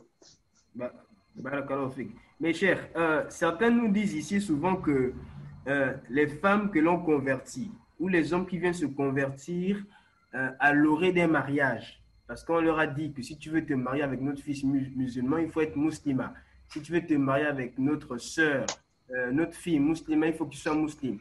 Et beaucoup de familles se plaignent aujourd'hui en disant que la plupart de ces gens-là qui viennent se convertir à l'orée des mariages finissent in fine 10 ans, 15 ans après, soit par abandonner l'islam, soit par avoir une pratique complètement à côté de la plaque. Et parfois, les répercussions sur les enfants sont très, très fâcheuses. Donc, qu'est-ce qu'on peut dire par rapport à cela? C'est pour cela que les musulmans doivent apprendre leur religion. Et si quelqu'un s'est converti, bon, le cachet, c'est cela qu'il connaît. Vous savez, lors d'une bataille, quand le prophète Mohammed avait envoyé certains compagnons en expédition militaire, il y avait Oussama ibn Zayd qui poursuivait un mécréant. Et lorsque ce dernier s'est rendu compte que Oussama s'est rapproché de lui, il a fait la profession de foi. Donc, Ashhadu an la ilaha illallah wa ashhadu anna Muhammadan Rasulullah. Mais avec cela, Oussama s'est dit que là, s'il s'est converti parce qu'il avait peur de l'épée. Donc, il a amputé son cou. Et lorsque le prophète Mohammed sallallahu alayhi wa sallam, la nouvelle est parvenue au prophète, le prophète l'a posé la question pendant 3 fois. tu as tué quelqu'un, tu as assassiné, bien tu as tué quelqu'un, tu as plutôt le coup de quelqu'un qui a dit la ilaha illallah pendant 3 fois. Et qu'est-ce que Oussama a dit? Oussama a dit que j'aurais mieux fait de ne pas être musulman avant cette date. Donc, si quelqu'un a déjà prononcé l'attestation de foi, il est musulman. Le cachet, c'est Allah qui connaît. Le cachet, c'est Allah qui connaît. Même si parfois il y a des signes qui montrent que, bon, peut-être que c'est à l'orée du mariage, ou bien il le faut au bénéfice d'un mariage, ou bien par exemple pour un autre intérêt, mais du moment où il a prononcé l'attestation de foi, il est musulman. Mais il ne suffit pas seulement de prononcer l'attestation de foi. Il va falloir maintenant que ce dernier suive les enseignements. Parce que si un musulman n'apprend pas, même celui qui est né dans une famille musulmane, s'il ne connaît pas les préceptes de la religion, il va forcément faire des choses qui vont à l'encontre de la religion. Donc, d'où l'importance toujours d'apprendre. Quand quelqu'un apprend, malheureusement, souvent les gens se précipitent à faire des choses et ne tiennent pas compte de toutes ces réalités. Lorsque si par exemple quelqu'un s'est converti dans l'islam, puisque dans certains pays, bien dans certaines régions, c'est ce qu'on impose souvent à des gens. Quelqu'un n'est pas musulman, on lui dit, bon, toi, pour épouser la fille, il faut que toi, tu deviennes musulman aussitôt. Bon, il s'est converti, mais là, c'est quoi la suite? S'il ne connaît pas la religion, donc il va finir par aller dans des dérives. Il va continuer avec ces dérives. Et ça, c'est des erreurs que beaucoup de parents musulmans commettent aussi. On n'a pas se précipiter à donner une fille à mariage parce que c'est donner les moyens. Mais il faut tenir compte de sa religiosité.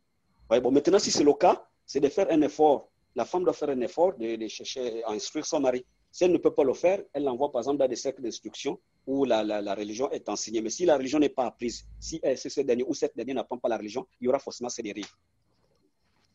D'accord. Barakallah fik, cher. Une dernière question avant de passer au prochain. Cher, nous avons ici, durant cette conférence, incité, exhorté nos jeunes à aller apprendre. Est-ce qu'on peut indiquer des endroits précis aujourd'hui où ces jeunes-là peuvent aller apprendre leur dîme? Oui, effectivement, si vous avez des endroits, c'est-à-dire des gens chez qui ils peuvent apprendre, donc en commençant par des éléments de base et autres qui enseignent la religion authentique, même si personne n'est parfait, personne n'est immaculé, même si parfois il arrive que dans nos comportements on va à l'extrême, mais s'il y a des gens dont on sait qu'ils peuvent enseigner le tawhid aux gens, ils peuvent enseigner le fiqh aux gens, c'est mieux de les orienter là-bas au lieu de les laisser à l'écart, parce que plus ils n'apprennent pas leur religion, ils finiront par s'égarer. Donc il est mieux toujours d'aller c'est-à-dire que les envoyer vers des gens qui peuvent les instruire. Bon, lorsque quelqu'un arrive, maintenant c'est l'enseignant qui doit orienter le nouveau converti. Quand quelqu'un vient par exemple apprendre, c'est lui donner les bases de la religion, et au fur et à mesure qu'il va évoluer dans la recherche de la science, il aura lui-même le discernement. Mais si par exemple on va dans un endroit où on lui donne par exemple des éléments dont il a du mal à comprendre, vous voyez qu'il va s'évader. Donc il est mieux, souvent, même lorsqu'on sait que bon, la personne, alhamdoulilah, malgré peut-être certains manquements, bien certaines erreurs, il est mieux toujours qu'on se donne des conseils entre nous. Puisque le prophète Sassam a dit de nasiha, la religion c'est le conseil sincère, que bon voilà, c'est des nouveaux convertis, donne-leur les enseignements de la religion qu'il faut pour qu'ils puissent avoir le discernement et puis afin de bien pratiquer leur religion. Barakallahu fik, jazakallahu khairan, ahsanallahu ilayk. Donc, sans plus tarder, Inch'Allah, nous allons passer à la dernière partie de notre entretien. Et cette fois-ci, nous allons sortir du cadre exclusif religieux pour aller dans un cadre plus mondain qui concerne la formation. Donc, nos jeunes aujourd'hui, musulmans, sont en train de passer le bac. Ils attendent les résultats qui seront publiés dans quelques jours. Et donc, après cela, pour ceux qui seront parmi les gagnants, va se poser la question de l'orientation, où se faire former. Et pour cela, nous allons écouter sans plus tarder le frère Aboubak, qui est docteur en mathématiques à l'université de Massoukou. Yahi Tafadol, nous t'écoutons.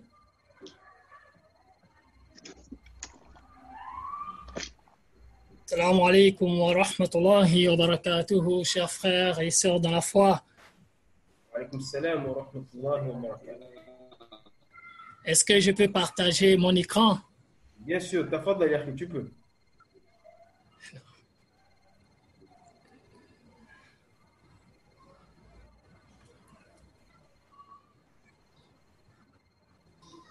Partager.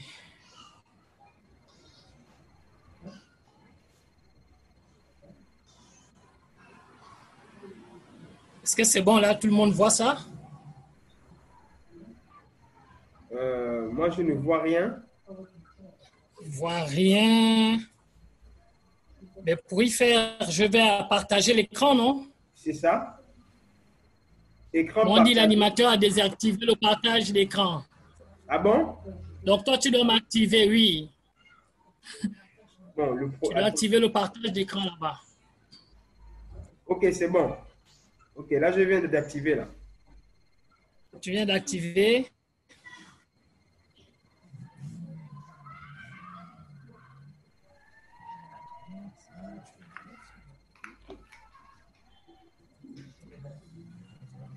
C'est bon? C'est bon là? On voit mon écran? Mon écran est vu? Non, pas du tout. Peut-être on va demander Ah au... non? Est-ce que toi, tu arrives à voir mon écran? Non, pas du tout. Coupe la vidéo. La vidéo, je vais dire.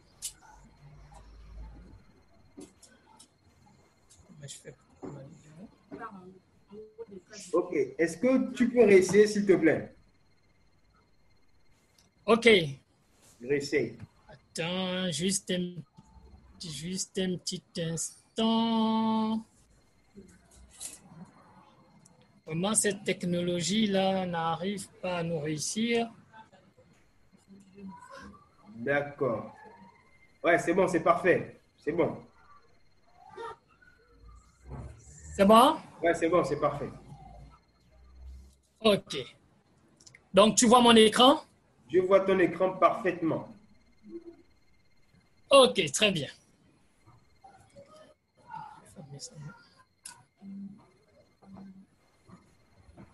Donc, on t'écoute.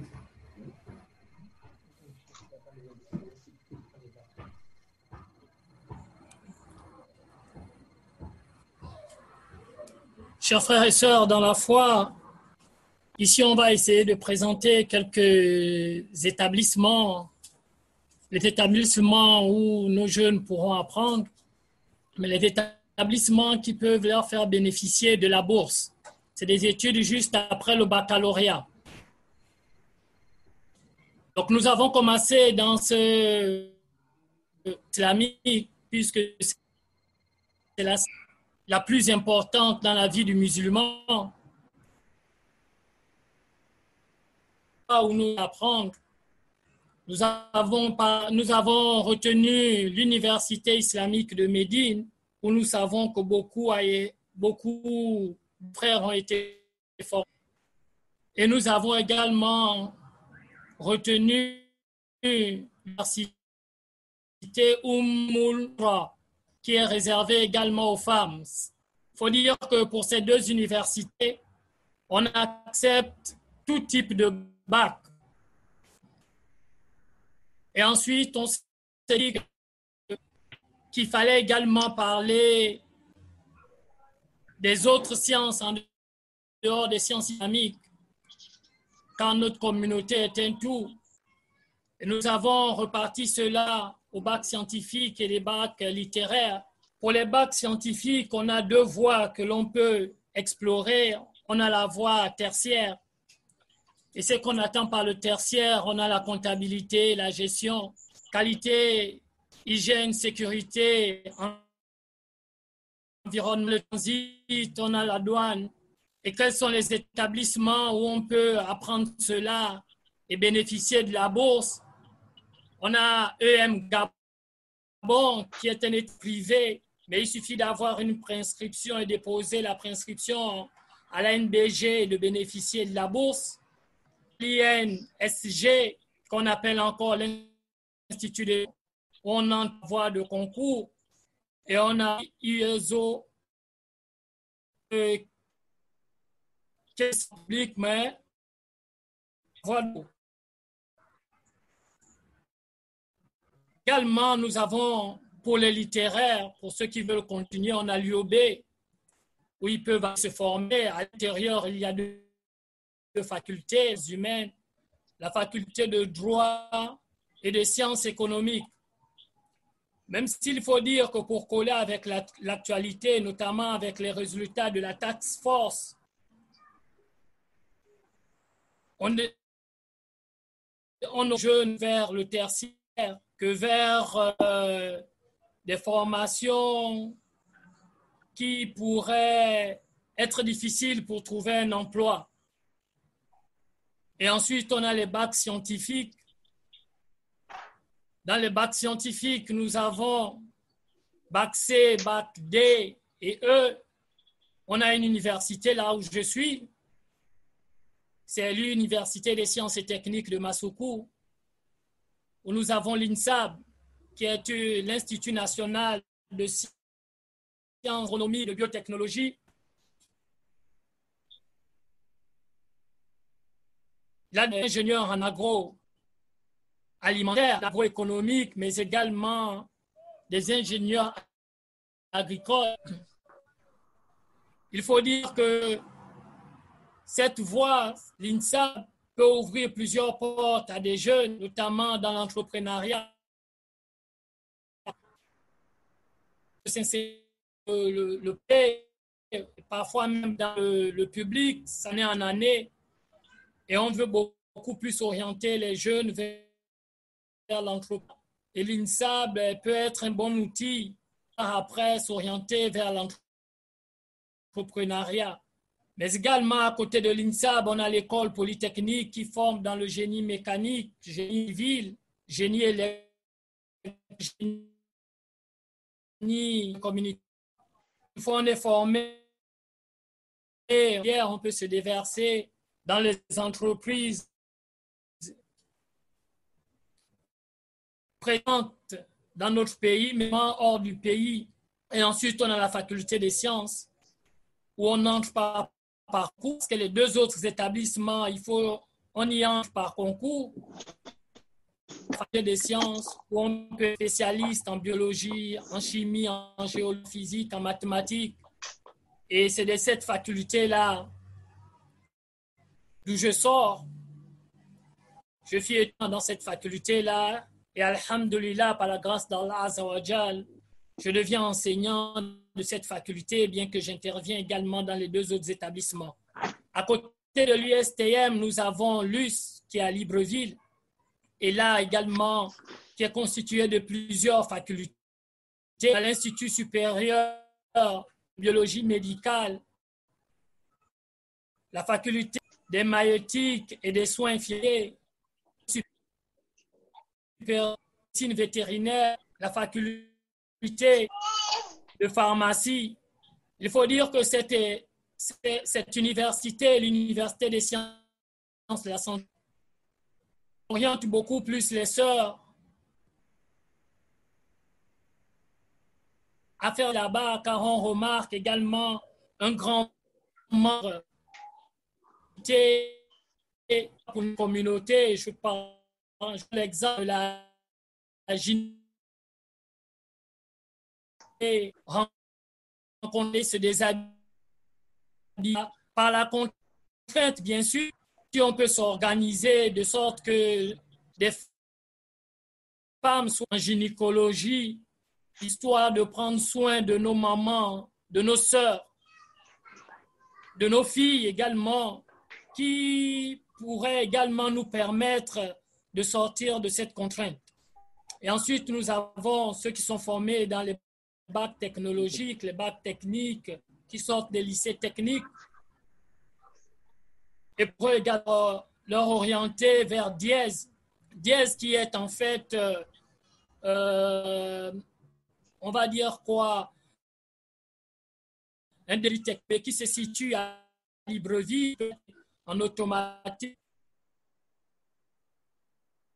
en informel, mais également, ils peuvent aussi aller à ITO, qui donne des formations industrielles en électrotechnique, Il faut dire que pour ces deux écoles-là, on y entre par voie de concours.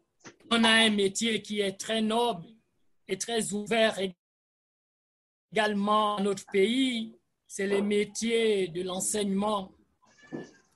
Ce métier que je partage et que l'animateur également partage, L'enseignement, on en a besoin dans notre pays. Premièrement, ça nous permet d'être au contact de plusieurs personnes. Lorsque vous entrez dans un amphi de 800 étudiants, ils vous regardent comme un modèle. Et si vous pratiquez correctement votre religion, facilement, ils peuvent vous suivre. C'est une forme de da'wah. Mais également, il arrive qu'on fasse quelques parenthèses pendant un cours et on peut facilement orienter ces jeunes vers la vision islamique dans nos parenthèses. Pour être formé dans ce métier d'enseignement, on a l'ENSET pour ceux qui sont diplômés des bacs techniques. On a l'ENES pour ceux qui sortent de l'enseignement général. Mais également, on a l'ENI, l'École nationale d'instituteurs, pour ceux qui ne veulent pas continuer, qui, après leur baccalauréat, veulent bien se jeter dans l'enseignement au primaire. Ils peuvent postuler également pour l'ENI, l'École nationale d'instituteurs, qui ouvre ses portes également à tout bac, à tout type de bac. Donc, ici à Franceville, nous avons une école, mais il faut dire que toutes ces écoles-là, c'est par voie de concours qu'on y adhère. Mais il y a une autre voie également, la voie des facultés. On peut y entrer en faculté et après un diplôme, soit de licence ou de master, intégrer l'éducation nationale ou l'enseignement supérieur si on est diplômé d'un doctorat par, on va dire, recrutement direct. Donc, voici un peu en gros ce que j'ai préparé pour nos jeunes. Il faut dire que la liste n'est pas exhaustive.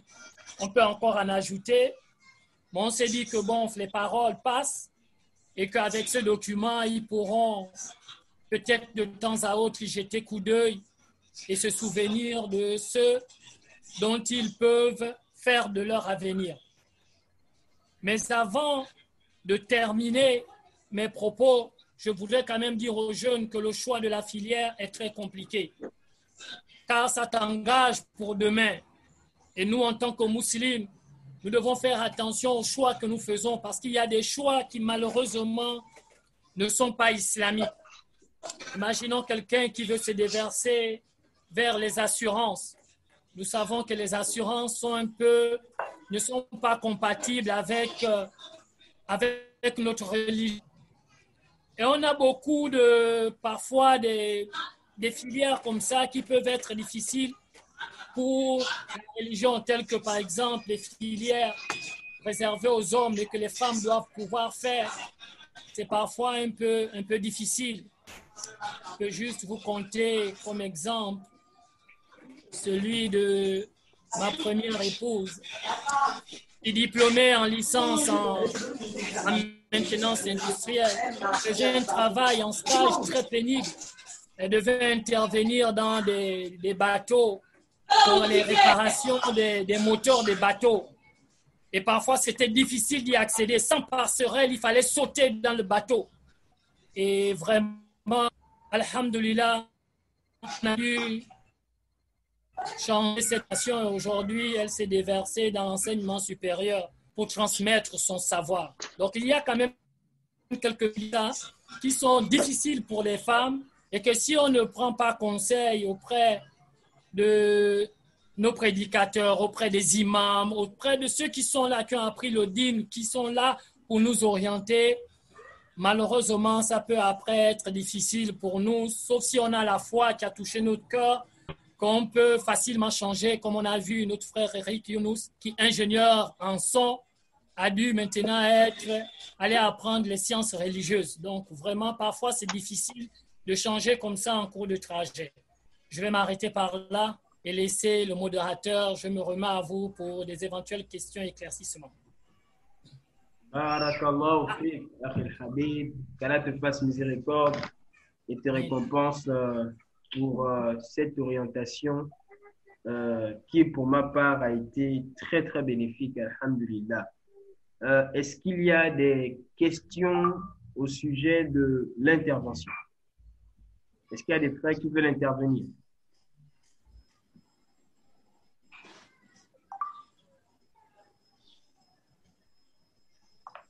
Alors, j'ai quand même envie de poser une question au frère Aboubak, mais en même temps à l'imam Ousmane.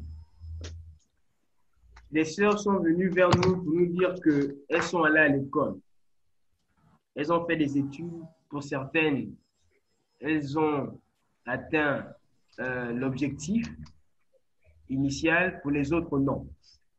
Aujourd'hui, elles se retrouvent au chômage. Le mari qui les avait épousées à l'époque avait dit, voilà, tu m'as dit que je paye les études, voilà, tu es au chômage, tu restes à la maison. À la maison, tu ne fais rien, tu grossis, tu grossis, tu grossis, tu grossis.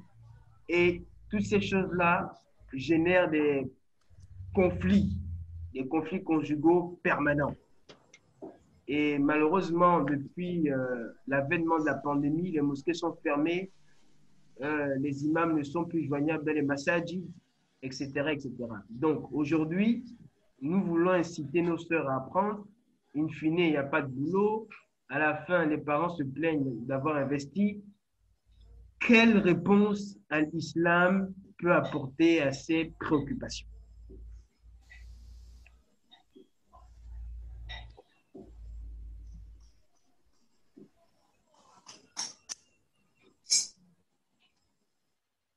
Bon, déjà, l'imam va compléter, mais je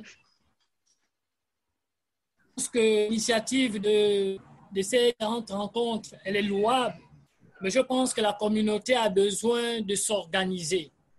Aujourd'hui, lorsque l'on regarde même un peu l'orientation actuelle, on veut orienter tout le monde vers l'entrepreneuriat. Et quelle entreprise a aujourd'hui notre communauté? Je pense qu'il faudra que l'on s'organise pour pouvoir l'emploi pour ces sœurs qui parfois même diplômées ont du mal à trouver un emploi, peut-être parce qu'elles sont voilées. Donc, si l'on ne s'organise pas pour créer de l'emploi, malheureusement, on n'aura pas apporté un contrepoids à cette société qui est parfois un peu injuste envers nos sœurs. Donc, voici un peu ce que je peux dire pour ça. On constate qu'entre nous-mêmes, dans nos projets, parfois on est prêt à faire des tontines à hauteur d'1 million, de 2 millions pour des projets personnels. Mais lorsque on parle des projets communautaires, on ne veut donner que 10 000 et 5 000 francs. Une fois, j'ai invité un de mes frères, Abdou Koui, qui est là, animateur. Je lui ai parlé, on a réfléchi sur la communauté. On s'est dit, si chacun de nous faisait une tontine, 10 personnes, une tontine de 100 000, 100 000, 100 000, au bout de 10 mois, on a 10 millions. Avec ces 10 millions, on peut lancer un projet pour la communauté. Mais c'était encore un peu difficile en ce temps parce qu'on était dans plusieurs tontines. On espère que dans les années à venir, on pourra mettre cela en pratique. Donc, voici un peu ma perspective des choses. Maintenant, je laisse l'imam nous orienter. Barakallahu fik akhi. C'est une très belle intervention. Qu'Allah Azza wa Jalla réunissent autour d'un tel projet les cœurs qui seront aptes à faire aboutir de tels projets. Bismillah, imam.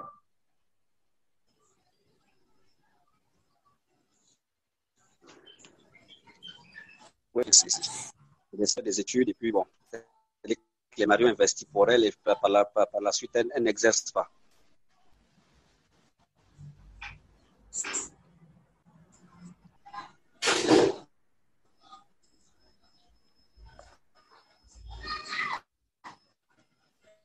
Allô?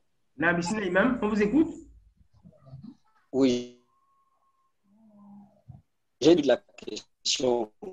Je sais qu'il y a des sœurs qui ont des études. Je pense que c'est leurs maris ont dû s'investir là-dedans pour leur réussite et par la suite, elles n'exercent pas. Quelles sont les raisons? Pourquoi est-ce qu'on ne travaille pas? Quelles sont les raisons?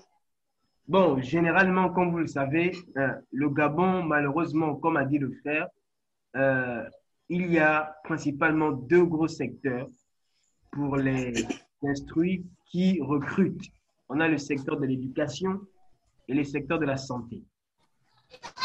ces dernières années, ces deux secteurs-là ont ralenti la vitesse de recrutement. Donc, ce qui fait que beaucoup de nos sœurs qui se sont lancées dans ces études-là finissent par être à la maison. Elles sont à la maison. Et vous savez qu'on est plus à l'époque. Et donc, ce ne sont pas les maris. Oui.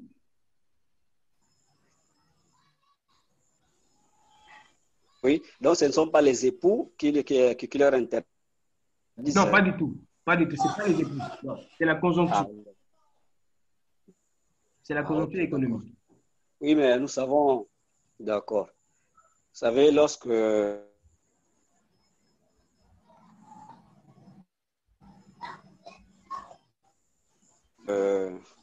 difficulté toujours vers le Seigneur. Si vous fouillez dans la sourate Al-Anbiya, la sourate 21, à partir du verset 90 et quelques versets par la suite, on peut du prophète Ayoub, donc Job, le prophète Zacharia, je pense au prophète Yunus aussi. Allah des difficultés qu'ils ont vécues. Par exemple, le prophète Ayoub a vécu 18 ans étant malade. Et si bien que même il est arrivé à un stade où les asticots sortaient de son corps. Le prophète Yunus, comme nous savons, il a été avalé par une baleine. Le prophète Zacharie était confronté à deux situations. La première, c'est que sa femme n'enfantait pas. Et la deuxième est que cette dernière avait toujours un mauvais comportement vis-à-vis de lui. Et l'autre prophète, je pense, donc on a parlé de Youssouf, Ayoub, plutôt Yunus, Ayoub, Zacharia. Et nous avons aussi, par exemple, l'histoire du prophète Youssouf, qui a vécu des situations difficiles depuis son bas âge, jusqu'à ce qu'il soit adulte. Mais tous, lorsqu'ils étaient confrontés à des difficultés, ils revenaient toujours vers Allah. Donc, c'est pour faire comprendre ici, lorsque nous sommes éprouvés, quand on est éprouvé, on doit toujours revenir vers notre Seigneur. Il n'y a qu'Allah seul qui est capable de nous faire sortir des difficultés. Allah dit dans le Coran, et si Allah fait un mal,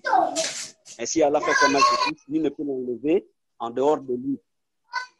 Donc, si nous sommes confrontés à des situations difficiles, revenons toujours vers Allah. Dans nos prières obligatoires, on demande à Allah de nous aider à réaliser nos projets, ou bien de nous aider, par exemple, à trouver un travail, etc. Dans les prières surrogatoires que nous faisons, particulièrement les prières nocturnes, il faut toujours qu'on revienne vers Allah parce qu'il n'y a qu'Allah seul qui peut nous sortir des difficultés. Personne. Tout ce que nous faisons, ce ne sont que des causes à effet. Aujourd'hui, tu n'as pas le travail, mais prie seulement ton Seigneur, demande à Allah, invoque dans laquelle jour vers notre Seigneur, tout en apportant des causes à effet, sans pourtant qu'on ne se décourage. On ne doit pas se décourager. On ne doit pas désespérer de la miséricorde d'Allah. Allah est capable de tout. Soyons seulement patients, revenons vers notre Seigneur et Inch'Allah, Allah fera ce qui sera meilleur pour nous. Inch'Allah. Barakallahu fikum. Donc, rapidement, avant de laisser la parole au frère Kumba, puisqu'il a levé la main, donc ici, nous avons deux réponses à cette question. Ces deux réponses sont complémentaires. La première, elle consiste à inciter les musulmans à revenir vers la source du bonheur qui est Allah tabaraka wa ta'ala. Car c'est Allah azza wa jalla qui accorde des ouvertures à toutes choses. Allah azza wa jalla dit dans son livre وَمَنْ يَتَّقِ اللَّهَ يَجْعَلْ لَهُ مَخْرَجًا وَيَرْزُقُهُ مِنْ حَيْثُ لَا يَحْتَسِبُ. Quiconque va craindre Allah azza wa jalla comme il se doit, Allah lui accordera une issue favorable à son problème et lui accordera sa subsistance par là où il ne s'attendait pas. Ça, c'est le premier point de la réponse. Et le frère Dr Bouka a donné une très bonne réponse aussi. C'est le fait qu'à côté de cela, à côté du fait de revenir vers Allah Azza wa Jalla, il est aussi demandé à la communauté musulmane de s'organiser. Allah Azza wa Jalla dit wa ta'awanu 'alal birri wat taqwa. Allah Azza wa Jalla nous incite ici à nous entraider mutuellement dans les bonnes œuvres et la piété. Donc, ces deux aspects-là sont à prendre en compte dans la réponse à la question qui a été soulevée. Donc, sans plus tarder, nous allons écouter le frère Kumba. Yahri, t'as pas dans le bismillah, tu as levé la main. Ok, salam alaikum wa rahmatullahi wa barakatuh. Wa alaikum salam wa rahmatullahi wa barakatuh. Tafadhal. Ok, merci encore. C'est vrai que je n'ai pas pu la réunion à temps, mais pour la question qui nous concerne, je partage l'avis de l'imam Ousmane et du frère Aboubak. mais cependant, je veux certainement beaucoup me pencher sur l'aspect du frère Abouba. Parce que lorsqu'on observe notre société et lorsque nous sommes plus réalistes, puis la religion a beaucoup évolué. Les gens font beaucoup des efforts. Les gens interpellent. Mais cependant, il y a un problème réel qui est là. C'est que notre société n'existe. Voilà pourquoi nous sommes confrontés à certaines difficultés des frères qui reviennent ou des sœurs qui ont certainement des diplômes et qui ne se retrouvent pas. Et moi, je pense que Allah ne change pas l'état d'un peuple si ce peuple n'a pas pris conscience du changement. Alors, c'est à nous de prendre conscience de ce changement et de laisser nos égos à côté afin que nous puissions atteindre des objectifs. Parce que si je prends l'exemple du frère Aboubak, moi je dirais si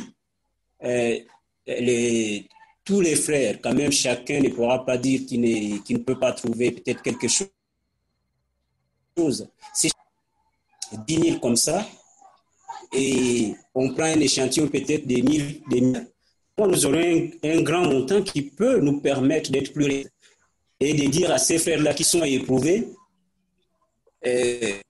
qu'il y a au moins une solution. Parce que peu importe ce qu'on va faire, peu importe, on peut appeler, mais la personne qui a besoin d'une solution.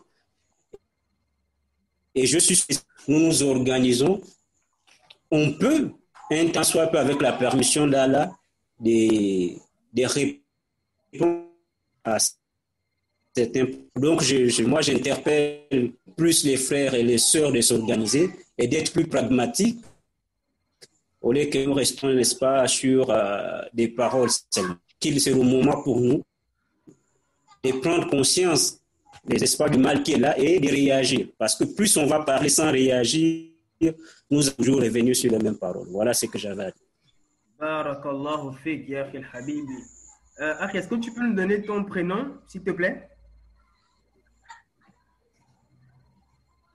Bah. Allô? Frère Koumba, est-ce qu'on peut avoir ton prénom, s'il te plaît? Naam. C'est Ousmane. Ah, Ousmane, naam.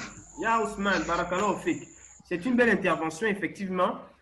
Beaucoup de frères nous reviennent sur ce problème en disant que depuis plusieurs années, les prédicateurs en particulier, puisque malheureusement dans notre communauté, ce sont ceux-là qui sont les plus ciblés par les invectives, les prédicateurs nous parlent, tout est beau en parole, tout est beau en théorie, mais on ne voit rien sur le terrain. Cependant, ce que la communauté doit comprendre individuellement et collectivement, c'est que un prédicateur a d'abord pour première mission d'orienter scientifiquement la communauté vers ce qui lui accordera le salut ici-bas et dans l'akhira. Maintenant, pour tout ce qui concerne les aspects sociaux, les aspects économiques, il va du devoir de chacun d'entre nous. C'est à nous de faire des propositions, c'est à nous de nous organiser et d'associer les imams, d'associer les prédicateurs à des postes qui les conviennent. Donc, je pense que le tort ici est partagé. Le tort est partagé parce que c'est vrai, la communauté n'a pas beaucoup bougé, mais je pense qu'il est temps désormais que chacun d'entre nous adopte une position d'engagé dans l'éclosion de notre communauté. Donc, j'espère que vous allez nous faire des propositions. Hein? Notre adresse email est connue. Le numéro par lequel vous pouvez nous joindre aussi est connu. Si vous avez des propositions, parce que c'est ce qu'on veut aussi aujourd'hui, c'est qu'il y ait des propositions, mais surtout des gens qui sont capables d'agir. Parce qu'on a beaucoup de gens dans notre communauté qui critiquent, on a beaucoup qui font des propositions, mais quand il s'agit d'agir, et personnellement j'ai vécu cette expérience, quand on demande aux gens maintenant de poser des actes, les gens ne sont plus là. Donc c'est tout ça aussi qui a malheureusement découragé certains, mais vous avez raison, il faudrait qu'on passe cette phase de plainte et qu'on commence à réaliser des choses concrètement. Qu'Allah vous récompense, Ousmane. Qu'Allah vous récompense. Donc, on a dépassé le temps imparti. Il est déjà 18h07. Je ne sais pas s'il y a un dernier frère qui veut réagir en 2-3 minutes.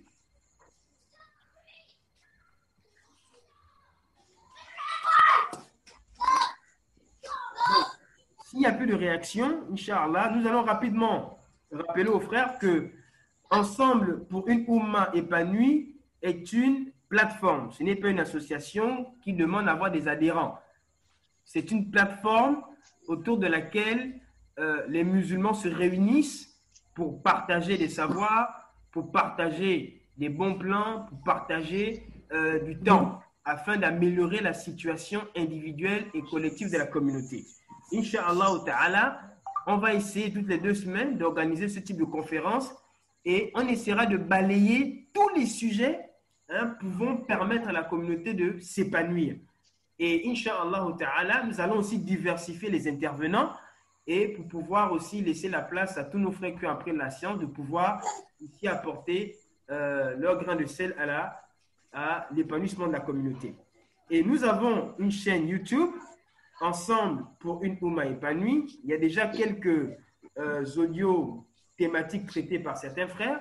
Et à l'avenir, Inch'Allah, nous aurons des cours hebdomadaires de 10 minutes maximum déposés par nos frères. Certains ont participé aujourd'hui, d'autres ont participé 2 semaines plus tôt et d'autres viendront participer aux différents cours, Inch'Allah ta'ala. Donc, si vous avez des remarques, des suggestions, des commentaires, des critiques aussi, n'hésitez pas. Vraiment, c'est une plateforme très ouverte.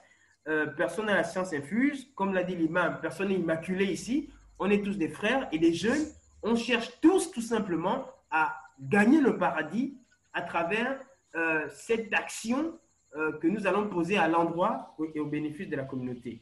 Donc, sur ce, je vous dis à tous, assalamu alaikum wa rahmatullah wa barakatuhu. Inch'Allah, la conférence a été enregistrée. J'espère qu'il n'y a pas eu de bug. Donc, vous la trouverez sous peu, Inch'Allah, disponible sur la chaîne YouTube de la plateforme. Qu'Allah vous récompense. Assalamu alaikum wa rahmatullahi wa barakatuh. Wa alaikum salam.